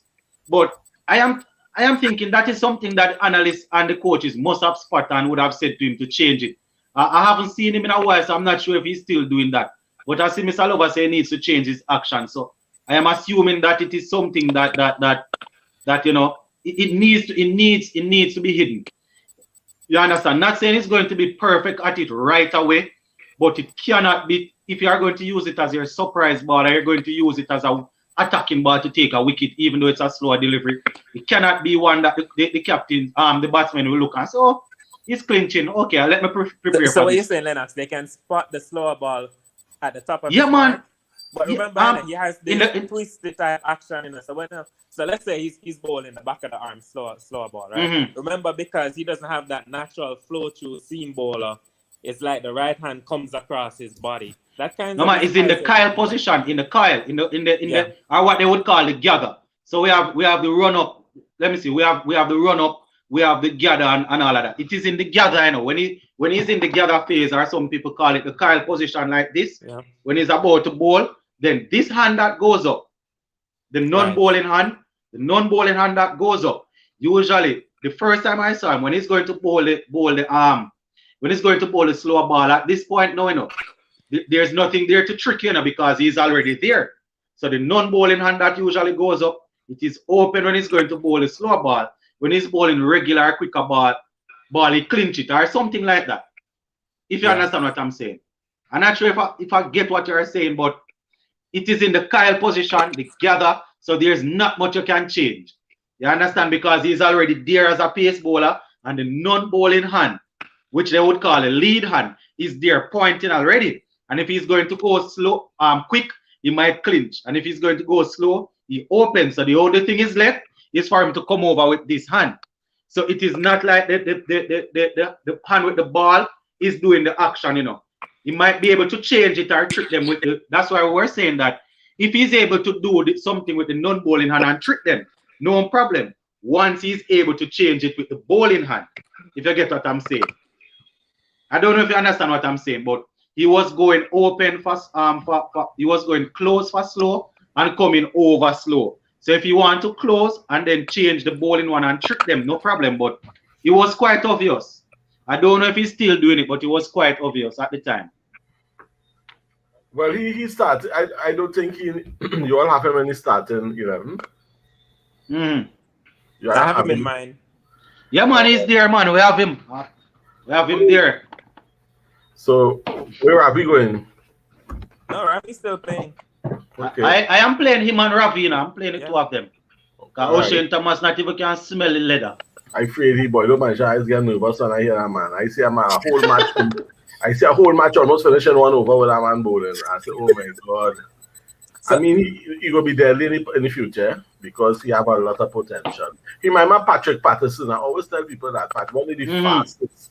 One of the listen. I was in the Oval, and all I see is Larry Gomes duck, and all I see is like a flash, Patrick Patterson. Like, listen, that's the fastest thing I ever seen in my life.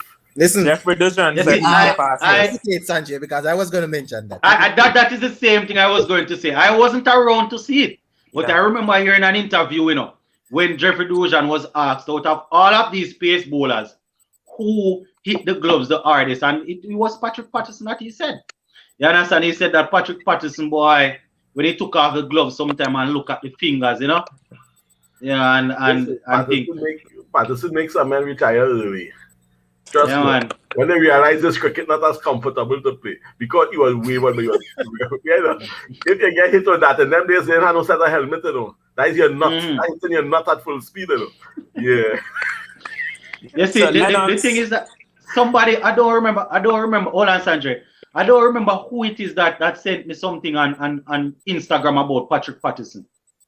About they were saying that they were trying to get some sort of link or connection with him. I saw an interview, I think the interview was done maybe about 5 years ago from I think it was somebody from he lives in Harborview, I believe. Yes, he lives in Harborview, not too far from where I live. Australian. Was it Indian or Australian journalist? I think it was an Indian or a Pakistan person. I don't remember. But he actually lives in Harborview, I think out by, well, I don't want to give out the exact location, but he lives out by Harborview. And funny enough, I used to teach out there for almost a year, and I am so much of a cricket fan, and I have never run into him. But based on what I had no idea. I had no idea that he lived there. So after I finished working there, I was on YouTube and I saw it, that he's actually from that area. Right. Exactly. That is why I didn't even follow it up. It seems as if he's not able to recall certain things. Right. So, you see, O'Shane, a fit O'Shane, have a frightening pace like Patterson. O'Shane can make any man run. But oh gosh, she had to have more direction. You see, that would have been my question, right? Because O'Shane Thomas, when he just started out as a Jamaican Talawa, what happened between then and now, aside from the weight? Because he gained a lot of weight. Outside of that, what happened? I hear Bishop said one time he needs to change his lifestyle. He doesn't get big like mine. You guys know. He doesn't big like mine. And maybe I need to find Mr. Bishop and ask him what he means change. But this is the thing, everything the more weight you gain, the fact that you're gaining weight shows your lack of focus. Exactly. Okay. Exactly. You see, you gain the weight and you train as hard, and everything just cascade. A slippery slope. All right. You see, the first time I saw O'Shane Thomas, I was actually in Sabina Park watching the game. I would have already. I think I told you guys about this before. I was in Sabina Park watching the Jamaica Talawas game against. That time, I think Gayle had just switched and was playing for Patriots. St. Kitts. And O'Shane Thomas had him doing this. Thomas had Gayle doing this. And a friend of mine text me. A friend of mine text me and said, Lennox, who is this man? Who is this? One of the light just fell down, guys. You guys are still able to see me, right? Yeah. It's not that dark. Well, when he's saying half of your head, but that is okay. Yeah, man. We see the better half of your head. Hold on. Let me kind of push it, but my head, The guy's quality. Remember the guy balls Shea Hope, 3 stars. my head long, you flat. know. It's a long head, right. me have, you know. My head long. Yeah, right. No, I see some of it. Yeah, man. My head sort of long, you know. So. Don't get all the secrets. You leave that there. Yeah, man. So as I was saying now, you know, a friend of mine texts me and say, Lennox, who is this youngster? And I wasn't really sure. You know, I heard the name and thinking about it was the first time I was seeing him. And man, from then to now, let me just say, Marlon squeeched. We have a thing where we say squeech when you hide and do something. So Marlon basically hid and put in a comment and slid in a comment. I won't confirm or deny. But, you know, there's a particular player in the team that was spotted moving very swiftly with a KFC box under his arm. When, you know, at that time, let us just say he should be sleeping in order to get some good training in the morning. So not everybody really understand what it means to be disciplined. And no, you're not going to have everybody that is a freak of nature like a Cristiano Ronaldo or a Zlatan Ibrahimovic that takes care of the body. But good gosh, man, you're a professional. So, you know, you're a professional sportsman. So, you know, certain things you are supposed to be, you know, you are supposed to be on top of things. That's the point. Let's just put it that way. That's the point Ambrose was making. Ambrose said, when them fellas not playing cricket, they lose form because when Ambrose said they wasn't playing cricket, every morning they're running miles. Right. They're training hard. When they weren't playing, they say when these fellas out of season and come back, they lose what they would have had and had to regain it. He said, no, they must always be ready. You see, before I let you guys go, that is how we know serious, let me not just say cricketers, serious sport personnel. Because I'm assuming you guys are cricket fans, but I'm assuming that you know you might have a little knowledge about sports in general. That is how you know serious sports fans or sports stars. Let me use a football example again. If you look at Eden Hazard, one of the best to ever kick a football, right? And I don't want it seems as if I am knocking the man. But take a look at a man like a Eden Hazard, a Ronaldo, or you can look at somebody like maybe a Neymar, and you can match Neymar with somebody like maybe a Pogba or one of those guys. You will notice that when they go off a break, you will notice that you have a set of players that comes back looking fit and look as if they were training right throughout, and then you will have some that they have to put in an extra 3 weeks of training to lose the midriff here. You understand? So it is the same thing where cricket is concerned. Look at Virat Kohli, and then you can look at other cricketers, Kane Williamson, and then you can look at a lovely cricketer that we're talking about. When off season, you should be just as focused or even more focused to know that this is what you want, this is what will get you there. You understand? And you see, I don't know how many persons remember it. I'll let you guys go after. Let me just say this. I don't know how many persons will remember the video that I did about a week or two ago, saying what we need to win apart from talent. Discipline, attitude, professionalism, all of that. And those are the key things that will give you a good career. Injury can come in at any time, you know. Couple of the greatest cricketers and footballers you can think of, their career fell short because of indiscipline. Adriano from Brazil, Ronaldinho, all of those guys, indiscipline hampered their career. You understand? Them man, they basically nyam and party them career away. So we don't want our West Indies cricketers to be doing that. You understand? So I don't want it to sound like me a preach, you know, but you know, I had to get that in there. All right, so we were on Bravo. We were on Bravo. Sing the song over here. How the song going? Then Bravo now have one song. Bravo.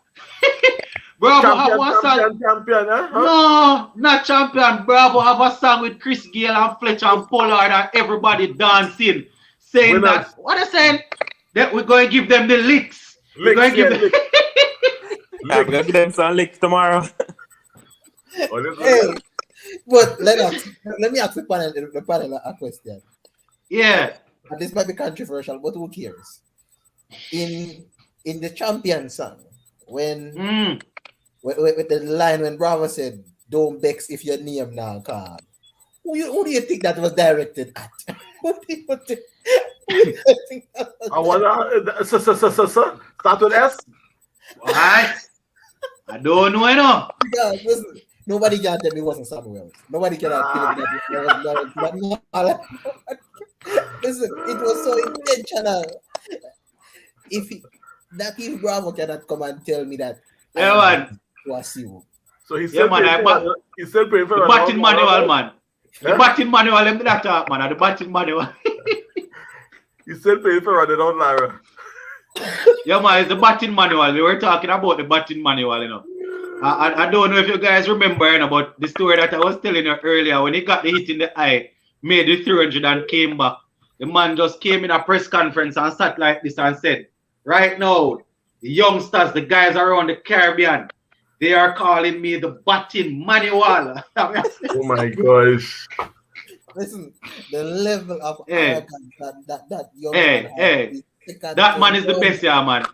Yes. Listen, That is why I use it to laugh at myself from time to time, and because I try to share most things with you guys where cricket is concerned, where sports is concerned, I share it with you guys so you can have a laugh at my expense also.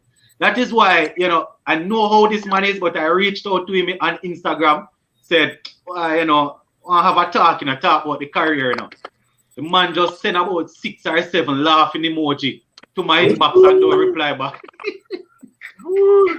but listen, Me say, boss, I would like to just have a short interview just to talk about the career and how you got into the game and things. The man sent about 6 laughing emoji and the man said up, but I would say that I got away softly. You understand? Because some things that I see him do some people on Instagram, you know. Yeah, Marlon. the funny to me was after we won the World Cup and Shane won, and he was like, I don't know what's wrong with Shane Warne. Probably because my face is real and his isn't. Yeah, I remember. It was priceless. Yeah, man. So I remember, man. That you see that man. Let me tell you, the man.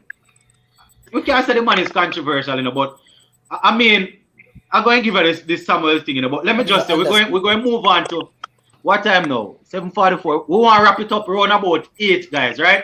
Because you guys come like to know my routine by now. I mean, I really like when people know my routine, you know.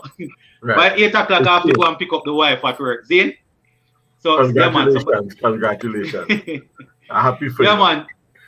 Yeah, man. But around about 8, I have to pick up wifey, so you know how that go. But we're going to, as I said, Bravo, I don't have a problem with him. He might have a bad day, but Bravo the boss. We're going to talk. I have a Samuel's thing to talk about now, but the next person that we're going to talk about, we can maybe talk. Who next? Ravi Rampal, we didn't really talk about that. Yeah, we can talk about Rampal. Even though we spoke about him a little. Right, Ravi Rampal was in England. So he will know. Yeah, hold on, man. We're going to go to Rampal next, man. But let me just, since as we're talking about the batting manual, let me just give you another thing that I saw.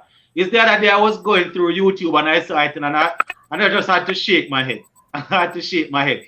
When we were playing, I think it was a test match that we were playing, you know, and I don't remember who it is that removed Ben Stokes. I think that is where it started. And the batting manual had a hat. He had a cap. Say, for example, I have a cap in my left hand here. You know those wide hats. And he had one, and you know, Ben Stokes got out and he was passing, and he just did the manual did something like this. Just put the hat across his chest and just did something like this to Ben Stokes. And saluted. And I'm saying, hey, this man is a real boss, you know, man. He's different. Yeah, the man is different.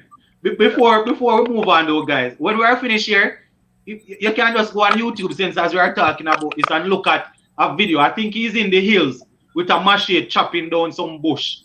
He was giving a story about how he got into West Indies cricket and how Floyd River don't want pick the boss, the manual, and go and go watch it, man. I saw it. Yes, it make for good TV, as Marlon would say. He really went in and Floyd River, like the man said the man look like him against Floyd River. You say Bravo can't sing all kind of thing. Well, let me tell you. You see, the amount of story I have about that man right now, I can't even begin to talk them, man. So let us move on to Rampal. Now, Rampal, as we said, he got some work done, as Ian was saying, in England. He deserves his call up. You know, he did well in the I think it is his Sagicor Super 50. The tournament is called. Got some wickets. Did well in the CPL, as we know. So, you know, West Indies claim that they picked they claim that they picked their team separate and apart from the top franchise players. They claim that they picked the local guys. Let us use local guys that play in the leagues here, based on how well they do in the CPL and in that Super 50. So Rampal would have definitely deserved that selection. You understand? I mean, we can say that maybe Romario Shepherd and Odin Smith would have deserved a call up also. You know, they probably didn't do as well in the Super 50, and maybe because Rampal is a bit experienced. So the experience coupled with the Super 50 and the CPL, you know, he got the nudge. I think that you have to remember that pace is not the issue anymore. You know, pace is not the issue. Nobody is looking for anybody to blow any batsman. In fact, if you bowl too fast at England, they can rapidly beat you all over the place. All right. This is something that I say almost every evening. Most teams have bowling machine, crank it up to 160 and bat. It all has to do with what to do with the ball. Bowlers bowling 145 on a regular basis, K150, right? What makes it different is the ability to maneuver the ball, to change your speed, and this is what we're looking for more. So exactly. Gone are the days where West Indies going to win match by blowing away the opponent with a man hitting at 150 at one. And I mean, you can have one, and that is where Ocean is once he can get control.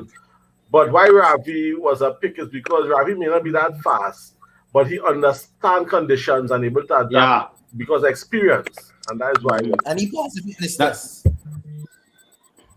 And plus he passed his fitness test with an A+. So let us not think that he was given an exemption. He passed that fitness test with an A+. He looking very slim. Yeah. For his age. Yeah. No, but what it sound like here? For me, the Rampal situation, right? I watched him in the Colonial Group Super 50, right? Yeah. And I thought at that point he deserved a call up to the 50 overs team. But they didn't call him to the 50 overs team. He went to CPL. He did good there. And then, he's in the side now. I think Rampal is an experienced bowler. He has familiarity with the English guys. He's been over there for about 3-4 years. And for me, when you look at the other guys who are there now, like you mentioned, Shepherd, you could say Kesrick Williams, Joseph, Odin Smith. I think Rampal stands out because of his intelligence and his ability to bowl a good length consistently. So even if he's not getting the swing, he doesn't have the pace, you can almost rely on him to get a good length. Now, O'Shane Thomas, that's something you cannot. O'Shane Thomas to do is to give you a good length every ball. You know what I mean? So I would back Rampal to get some early wickets, try and bowl as economical as he can, and just do those things, and he will be successful. Where's the Marlon? You're good with Rampal? Yes, no major worries with him. No major worries. No, I didn't look threatening in the game against Afghanistan or against Pakistan. I give him a pass for the Pakistan game, given the low score we had to defend. They just didn't do a good enough job against Afghanistan, but I think the selection was justified. I would not. I don't have a problem with it. I would knock him. And if they play him, I wouldn't have a problem if he starts tomorrow. Mm-hmm. So question, So, guys. mhm. Hayden Walsh, right? Junior. If you get a situation and he and Andre Russell are there and you need 10 runs to win an over, do you put Hayden Walsh on strike or do you say Andre Russell try and win us the game I with put 10, Walsh try on and get us strike 10 too. runs? I'm padding nothing with Walsh. But Walsh can hit hard too. Exactly, That's that's it. what I'm saying. You know, Hayden Walsh can give you something with the bat, and I hope the guys there, Andre Russell in particular, realize Mhm. that and give him a Yeah. chance. You know, because that game that we lost against Australia, you know, we should not have lost that game. True. Should not. True. Yeah, you see, the um the decision at the time, I don't know if I would knock him as a senior man to take the decision, but as I say, Wash is no mug at swinging the bat. You Yeah. understand? Yeah, but you know when you're an established big hitter, you are going to take the responsibility. If it doesn't comes off, it might look awful. But Wash is able to clear the fence. But Might not be as good. But the What? time Russell like a crab for about 4 balls straight. The time Russell like a crab, you know. Yeah, To make a note, you know. yeah, And was that a it, note, I mean, yeah, it didn't look good. It didn't look good it at looked all. bad. Looked bad. Yeah, it didn't look good. And, I think about 4 or 5 of those deliveries were fired in to his leg stump, but standing at one spot. Yeah. Yeah, so, Yeah. And I was Yeah, I wondering think- why he didn't step forward and make them into full toss and just swing. mhm. He stand up and dig So- one of them wrong by his feet instead of making a Mhm. step forward. So I don't know. Sometimes our batsmen just forget their foot movement. I don't know. Yeah, so you see the decision to take on the responsibility, I would knock it. But the way in which how he allowed himself to be pinned down, Yeah. it did look good. Let me just put it at that. The decision to take it on, we know he's capable, but how he allowed himself to soak up 4 deliveries in the one spot, I didn't like it. But as we said, the majority of these guys in the team would have proven at some point that they are able to swing the bat. You understand? Yes. So I am Yeah. hoping that these so-called established big hitters will understand that and know how to go about things. So You let me understand? just ask you guys then. So Dubai, high scoring Mhm. round. You win the toss and you're Karen Pollard. What do you do? Bull. He's Well- really probably ball knowing Pollard. Where Yeah, is that- Yeah, Marlon. Boy, on the short boundaries, I would want to chase. Yeah, So- me too. Mm. I'd rather chase on the short boundaries. Better know your target. It's always good to have in life to have a goal. Better you know the target you're going at, and then you're hitting and you don't know what target you're going at. Yes. the thing is, if you put them into bat, chances are they're gonna make a lot of runs, right? And you don't want to get panic trying to chase them 200 runs. So I would say, but knowing Pollard would field first. That's his thing. But if it were me, I would bat. Try and give Evan Lewis and Lendell Simmons, give them a target and say, guys, go and aim for that. And But then, you don't feel- put England under pressure. But you don't feel when you bowl first, you're able to see how the wicket played and get a better idea, a better gauge for when you're ready to bat, rather than be surprised when you walk in. If I'm watching a man bat and I see first ball fly up, and then I say, boy, we have an idea what's going on here. But if by the time I walk in and that happened, I had 2 wickets done. West Indies batted 4 runs for 2 wickets because we now find out the wicket playing funny. I always like to see what the wicket doing. You see, Yeah. I don't want to be technical, so let me not look at it at that perspective. Let me just go and say that going there and the wicket and everything is nice, and the decision is just whether to bat or to bowl. I think they will bowl because, as I say, Pollard fancy himself as a chaser. I am hoping that I think we would have won most of our games chasing, but I can't remove the memory of what happened against South Africa. I think we failed to chase 168, 169 about 3 times. I think. Yeah. You Yes, it was understand? 3 Not times. not saying that 3-2. not saying that will happen again, but I can't remove that from my mind. But I'm thinking that, give the bowlers a chance to go out there and bowl, and England might get some runs, as I say, but I'm thinking, knowing Pollard, that man going bowl first. That man going bowl first, going bowl. Do you think we can get 4 overs out of Andre Russell? No. You see, a fit Andre Russell. A fit Andre Russell or a close to fit Andre Russell. Sometimes they don't even get 4 out of him. Yeah, I get 2 from Pollard and 2 from Russell. Yeah, so Pollard and Russell might need to share it. You understand? And if one of them break, if Pollard don't want bowl for whatever reason, that is where you might see Chris Gayle come in and bowl over. You might have to, because Cottrell ain't looking too hot either. Cottrell had me nervous just like Thomas. I think Cottrell is in the reserves. He's not in the reserve, Yes. but he's in Dubai. Oh, I think he's in Dubai. Yeah, the reserve is Bravo, Holder, Moti, and it's a 4. No, it's 3. It's 3. Mm-hmm. Bravo, Holder, 15 plus 18. Moti. What's the 15 plus 3? Okay. Yeah, but Odin Smith, Sheldon Cottrell, all those guys are in Dubai. Yeah, they are there But to help with you it. guys. Can they pick from the reserve? Yeah. No. Yeah. You might see Narayan tomorrow. No. No, I think they were saying it has to be an injury. I think they were saying. I would love to see Narayan. That would put a lot of the concerns that we have in playing Akil Hussein. Because Narayan was right into my T23 team. No, man, but if you guys want to see Narayan, all you have to do is just go and watch back one of them IPL games. I doubt you will ever see back Narayan in West Indies colours. He's still a young man. I'm sure we'll see him at some point. Let me just say this. This is something that I would have said before. You see, if Narayan wanted to play for West Indies, Narayan would have been the first name on the paper. Let me just tell you that. Yeah. You see, bowling in IPL, CPL, and going to bowl in front of ICC where all rules apply is a total different thing. You hear me tell you? You see, an ICC sanctioned event is totally different from a franchise league, even though they are governed by certain ICC rules. This is something that I would have said already, but Narayan knows exactly what he's doing. Let me just say that. But you can't give him wrong. Narayan knows exactly what he's doing. Why you can't give him wrong? Let me tell you why. Sometimes a cricketer feel because of how good he's doing that he's being picked on. Because I watch Narayan and all this other thing. I see a man pelting a ball sideways and they never call him. But they call him Narayan. Yeah?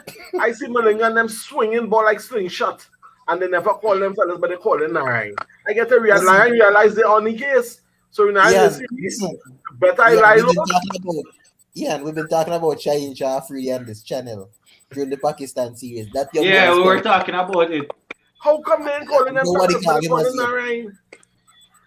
See, I don't know. So Narayan realized like them picking on him. You see me? Let me make my money and still out of them fellas thing because he wants to play for West Indies, but he just cannot take the chance with his career.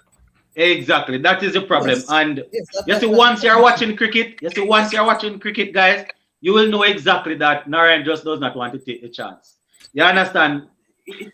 So West Indies selectors, West Indies selectors coming out and saying that he's not fit. They are just doing him a favor because they don't want the controversy to say that they didn't pick him because of the bowling problem. Because they don't want to cut off his source of fun when he come on to franchise cricket. So I guess they just took one for the team and say, all right, we will say he's not fit then. So we don't close down the avenue of the franchise cricket. But, weeks now, I'm telling you guys, and I'm telling you on here for weeks now that right now, ICC sanctioned event is totally different from franchise cricket. You hear me tell you, Regine? So that is the thing where Narayan is concerned. And I have an issue because the last time we had Narayan and Badri, and you see Samuel Badri, we could give Samuel Badri a wet, new cricket ball, soaking wet, to open the bowling, and he will bowl all four overs, spot on. Get the ball to skid, come on to you and pick up wickets. Same thing at the back end. Narayan would do his thing. But we don't have that going in. Marlon. Like Badri is a wicket to wicket bowler. Yeah. Badri does not turn the ball. Badri not missing a virgin. Badri skid. If you hit, as I say, just to say, Marlon, you know they have this phrase that they love to say, if you hit, he miss. You know the amount of time in the World Cup I hear Ian Bishop said that? Well, as they say, if you miss, he hits. The man ball wicket to wicket, get the ball to skid on. Straight. No, we are going in hoping, not an established spinner, hoping that Akil Hussein will do something, and hoping that Rastan Chase will get some wicket. Last time we had Badger going. Akil can do it. Yeah, he has the ability, you know, but I mean, going in the last World Cup, I think Narayan and Badger were ranked 1 and 2, so we already had an idea in our mind that these guys are capable. But Akil Hussein has the ability, you know, but you know it's different. It's different. You know, it's totally different. Oh yeah. But yeah, man, it's going. Just to confirm, Marla, what time tomorrow is the game? 8 o'clock or 9 o'clock? 9 o'clock. 9 o'clock Jamaica time. Yes. So you know, you guys over in the other part of the world. I always say the other part of the world. You guys will have it at 10, no so? Yeah. All right, 9 o'clock. Wonder what time Worthless Manchester. I wonder if Worthless Manchester United are playing tomorrow.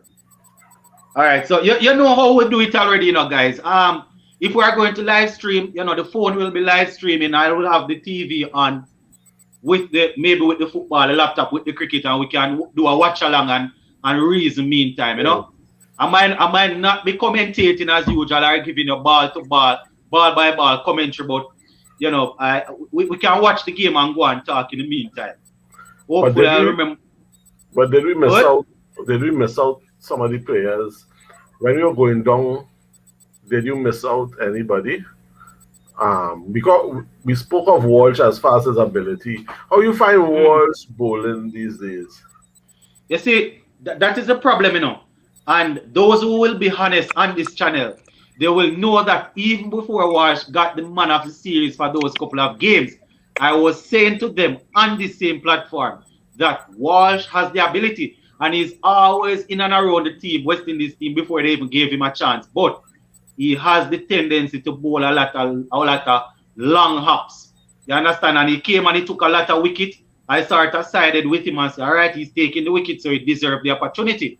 But this is the same Walsh that I have been seeing for years. You know, it's just that, you know, let me not say the same Walsh, because his bowling has developed. Let me not be biased. His bowling has improved. You know, he would have taken some amount of wickets. But, you know, the Walsh going into the CPL, I was thinking that we had a secret weapon that we could unleash, but the Walsh that I'm seeing now is not where I would have wanted him to be. You know, he's bowling a lot of long hops, bowling short, bowling wide. You know, I am hoping that he will get it right, but he's not doing what he was doing in the international series at all. I don't know if Sanjay and Marlon seen anything different, but I'm a bit concerned. Yeah. Just one question for Marlon, right? Does Hayden Walsh have any variation, or is it just the genuine leg spinner that pitches the ball? I heard somebody said that he bowled a lot of googs in the game the other day. He has it, you know. He has the googs, you know. But I don't remember seeing him using it a lot. It wasn't effective in the previous game.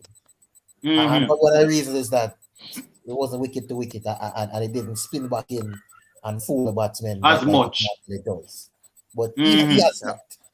The googs is there. He just has to find a good length and, you know, try and bowl at that length as consistent as possible. And do you feel that his space also? He veers his space also. But they're figuring him out or something? You feel they're figuring him out? Well, they have tapes, so it's a possibility. Yeah, I mean, there is no way you're going to see a look. Remember, you know, a leg spinner is always a threat when it comes on to white ball cricket. So the other teams around the world are going to look and say, wait, who is this young leg spinner? Who is this leg spinner taking so much wicket? What is he bowling? There is no way you're going to take 28 wickets in a series against Australia. I'm not sure if I'm right. And then the next team's not going to look and say, wait, who is this? There's no way you're going to take some wickets against us, Sri Lanka and South Africa, and people don't pull up the tape. You understand? So as I said, Ian and Sanjay, tapes are there, people are looking. But I don't know. Honest, I don't know if it is a good spin team either. So yeah, they are not a good spin team. Yes, but I don't know even if it is as much as them figuring him out, as much as him not bowling the ball wicket to He wicket wasn't where he bowling can it. take wicket. He wasn't bowling Yeah, it. I It think wasn't that is threatening more him. of an issue. He bowls a lot of long hop man. You're bowling leg spinner man just on the back foot, waiting long for the ball to come. You know, and them sort of things. So, you know, I think where execution is concerned, you know, he isn't as spot on it as he was the other day. You know, but hopefully with Hussein there, I mean, there are two different players, but knowing West Indies, sometimes we don't really play two spinners, you know, but with Hussein there, hopefully it will push him to really do what is necessary to stay and to really perform. You understand? Yeah, man. We're winding down, you know, but who are the players that you miss out? Because if we can quickly brush them. I can't think You're of not one. talking about the reserves, right? Because I think those are the only guys you missed out. Yeah, I think we covered the 15. Yeah, man, we covered 15. All right, make For the a most brush part. the phone not ringing off yet, you know, so that means, you know, look at me have a little more time. You know the thing already. All right. So the reserves now. You know what we didn't do? Yeah. We didn't really specifically settle an order. All right. I'm going to give you. Each of us going to have different order, but Yeah, man. I'm going to give you mine. But I'm going yours to give you don't have mine. Gale, so yours use one out of order we here. Yeah, man. Gale.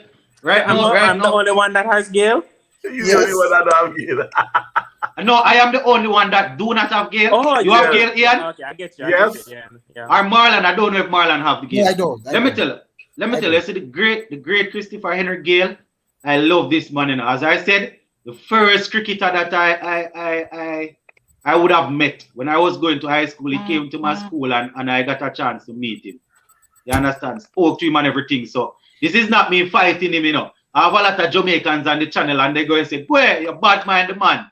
You know, that is something that us Jamaicans love to say. When we are criticizing or giving constructive criticism, they tend to say that you're bad mind, you know. So I bad mind Chris Gale. But here what I'm going to say now. He's not in my team. So I have Evan Lewis.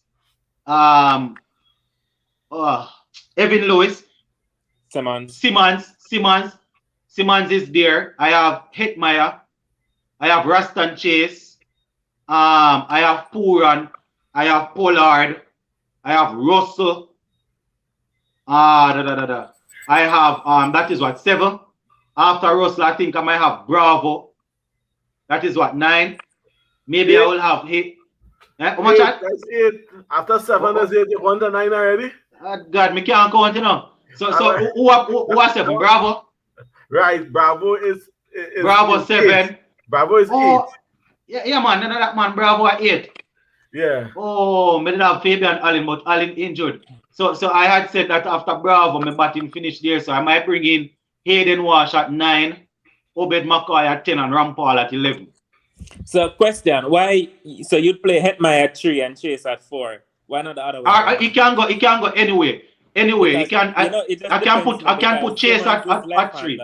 If Simon gets out, you can bring in Hetmeyer, another left-hander. But you have to mix it up. You know what I mean? I don't like this whole, you know, the same batting hand going all the way down. The only difference on my own is that Ahmed is he out because Chris Gale in. Yeah. Who is out? McCoy. Okay. McCoy. Because and I bring in Chris Gale. Okay. After that, the team is the same. Initially, I didn't even remember Akil Hussein, you know. Initially, I had Raston Chase batting at 3, but after reasoning with a couple of the guys, I'm thinking he might be suited at 4. You understand? But knowing West Indies, I am thinking that they might let Raston bat at 3 and Hetmeyer go at 4. But those two guys can go either way. But as I said, Sanjay, where the right and left hand combination is concerned. Have you given any thought to playing Hetmeyer similar to how the Delhi Capitals playing? I mean, it depends on the game situation. But the thing is, Delhi don't have finishers like we do. You know, we have Pollard and we have Russell. So that's yes. the reason. We have a higher Yeah, we have Pollard and Russell as finishers, so that's why I'm saying Yeah. that Hetmeyer can bat up the order. You understand? If it is the case that the game require. What if Pollard feel like today? All right, want Russell to go a little bit higher. Russell might go and fail. So if Russell go before Hetmeyer and fail, then Hetmeyer will be able to do the same sort of role. But based on Hetmeyer's talent, I think I would bat him higher in this team because we have Pollard and let Russell him to get some of the depend on. power play, you know. My confusion is I'm not hearing who are the bowlers.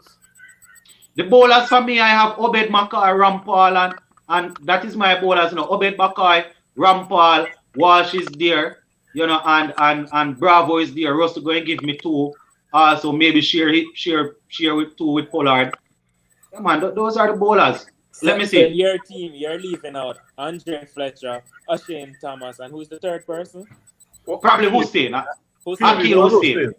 Yeah, but it depends. You see, if they go in Hussein or Wash, it doesn't really matter. Even though I love my legs, I love to have a leg spinner, but I know that Akil the thing is, Hussein. remember, there are 2 different spinners now. So you have man. technically play the 2 of them. The only 2 you can say, all right, Chase and Hussein. Maybe you Yeah, can man. leave out one of them. Yeah, no, man, but Chase is there. It is in my team as a batsman. Remember, I said this earlier. I know there are technically 2 different spinners. There are 2 different bowlers. Chase understand the ball in the warm-up games now, so you can't. Yeah, him open it in the warm-up games. Yes, but why is Chase there? Are you thinking that? Is a batsman. Are you thinking that because he bowls 4 overs, it doesn't matter whether he bats at the top, then he still can. I don't know, Sanjay. I'm just saying because you're leaving out a spinner, right? So you have to replace him. Remember, other than Chris Gale and Hayden Walsh, you know what I mean? And Chris Gale is a part-timer at least. So I'm saying if that's what you're going to do, then you have to play Ralston Chase and let him bowl 4 overs, or play him as a bowling all-rounder. Ralston Chase is there, So if I leave out one of those guys, Ralston Chase is there to bat, but he will bowl. That's the thing. I wouldn't leave out Hussein. You would leave out Hussein. So you would who would leave out? So you're playing Hussein. Huh? No, the thing is, for me, I'm giving Chris Gale 1 game. I didn't remember that Chase is not in your team. Okay. No, I'm giving Chris Gale this Man, 1 Chase, game yes, out Chase. of 5. Yeah, Chase over here. And I'm saying to the universe, boss, don't let us down. You know what I mean? Yeah. The entire Caribbean is with you. Don't let us down. Who are the 3 can give me 30 runs tomorrow. Quick. You know what I mean? No slow. The 3 reserves are who? Jason Holder, Darren Bravo, and what's the next one? Jason Holder, Darren Bravo, and Moti. Right. And you see 4 reserves. Right. I feel they will play Akil. I almost think it's 4, but they're saying it's 3. It's 4. Cottrell is there to reserve. Oh, Cottrell. He's saying so. Man, yeah. I feel Akil will play in front of this guy, Walsh. Mm-hmm. Yeah, I feel so. I would start with Walsh. I would start with Walsh. Yeah. I am starting with Walsh tomorrow. Yeah. Both of them, you feel both of them can play or is either one? It's either for me. I wouldn't play both. I'm playing both. One is I understand what Sanjay is saying still, Give you 2 different. What is the right-hander batting? You know what I mean? Yeah, I understand why Sanjay can play 2 of them now because he's using Gale. But because I am using Chase, I can't find a spot to fit 2 of them in there. But I understand. Yeah. All right, so you guys heard my lineup. Let's go to Ian. Let me hear your lineup. You said only we have only. Will you say you add out or just run through it? Well, the thing is this, right? You start off with Gale, and you start off with this boy, Blaster now. What's his name again, boy? From Trinity. I forget his name. Evan Lewis. So you have Gale Lewis, right? Yeah. Then you have Simmons. Then you have Hetmeyer. Then you have Pooran, right? Then you have Chase, right? And then you're going down the road now with people like I would put this Pollard after Chase, and after Pollard, this boy Russell, and then after Russell, then you're gonna have this other all Bravo. Mhm. And then anything can happen with the bowlers because it could either be Akil or this Walsh. It could either be it don't worry me too much. It could either be them and Mhm. well Ravi Rampal. I miss out anybody? Well, they say you're not using Obed. I think that is No, 11. no. You want to send my mother. You know you want to make me cry. No, we can't use him. Oh God, we can't use him. All right, so that is the level. Omed, he had the verge of injury. And I'm telling you, listen, I'm not saying I'm a prophet. I know I have the gift, but I'm telling you, them fellas on borderline with the injury. You know, it is to start a game, to start World Cup and a man break down in the middle of the game. Then you're the handicap. You see, before Sanjay and Marlon, you said something, so I don't need to go over it or anything, but just to remind them. You told the listeners about shin splint, and that is it's painful and it's not easy to get rid of.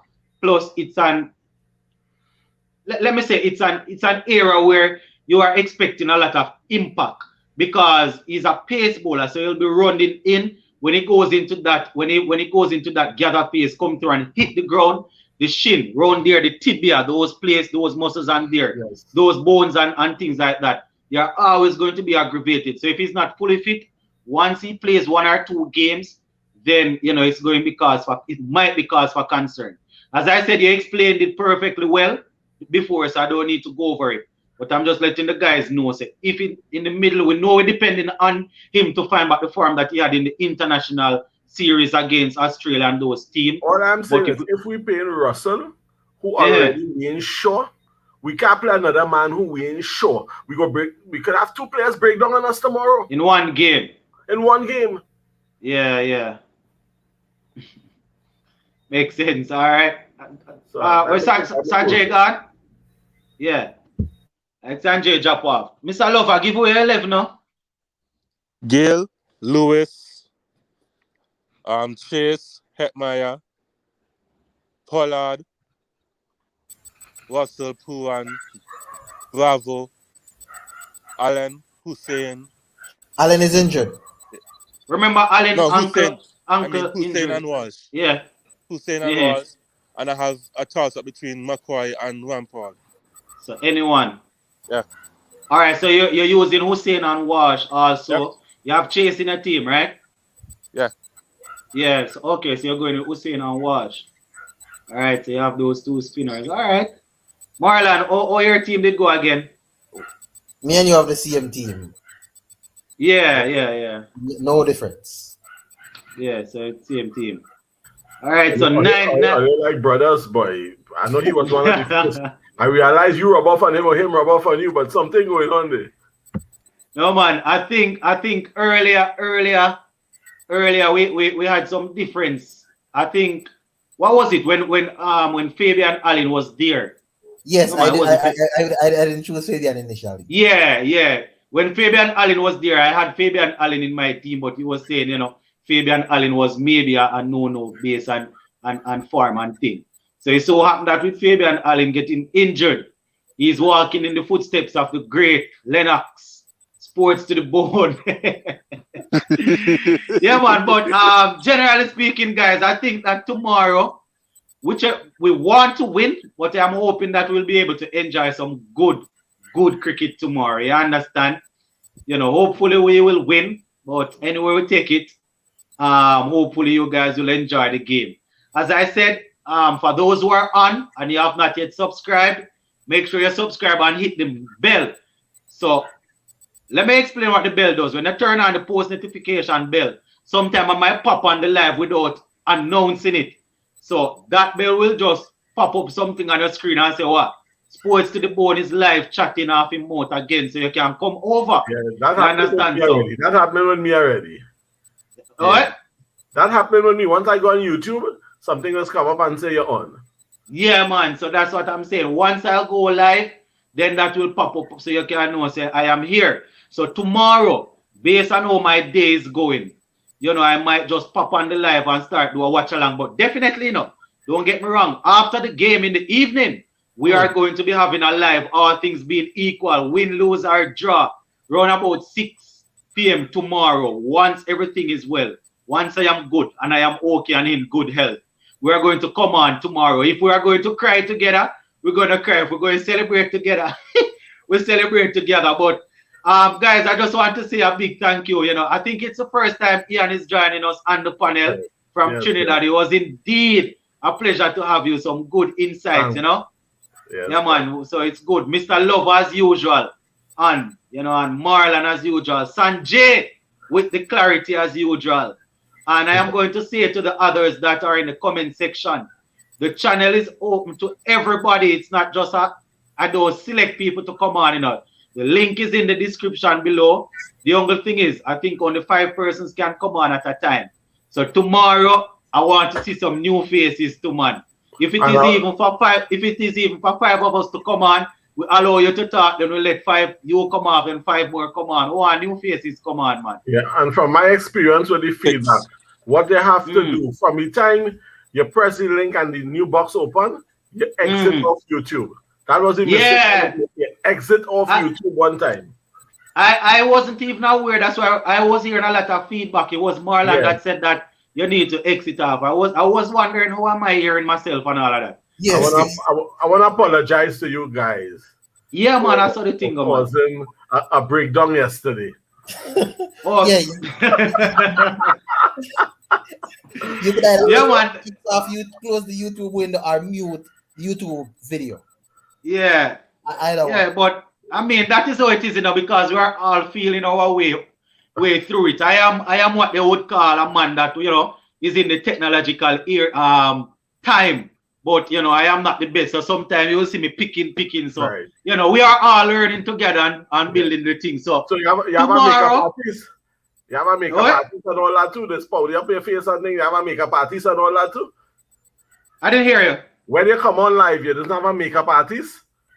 If I have a what? Makeup artist. Makeup artist. No, we don't have no makeup artist. We just come. We just show the big rusty Jamaican face, you know. Right. It's not in the budget. It's not in the budget. It's not in the budget. And next thing, I don't want my face and my wife's face to look the same in makeup, you know. So we just wear the rusty face. That's what's the board right you. All right, so big up yourself, guys. Tomorrow, win, lose, or draw, we will be on. All right, little more, guys. I'm out. Big up on yourself. All right, we're logging off.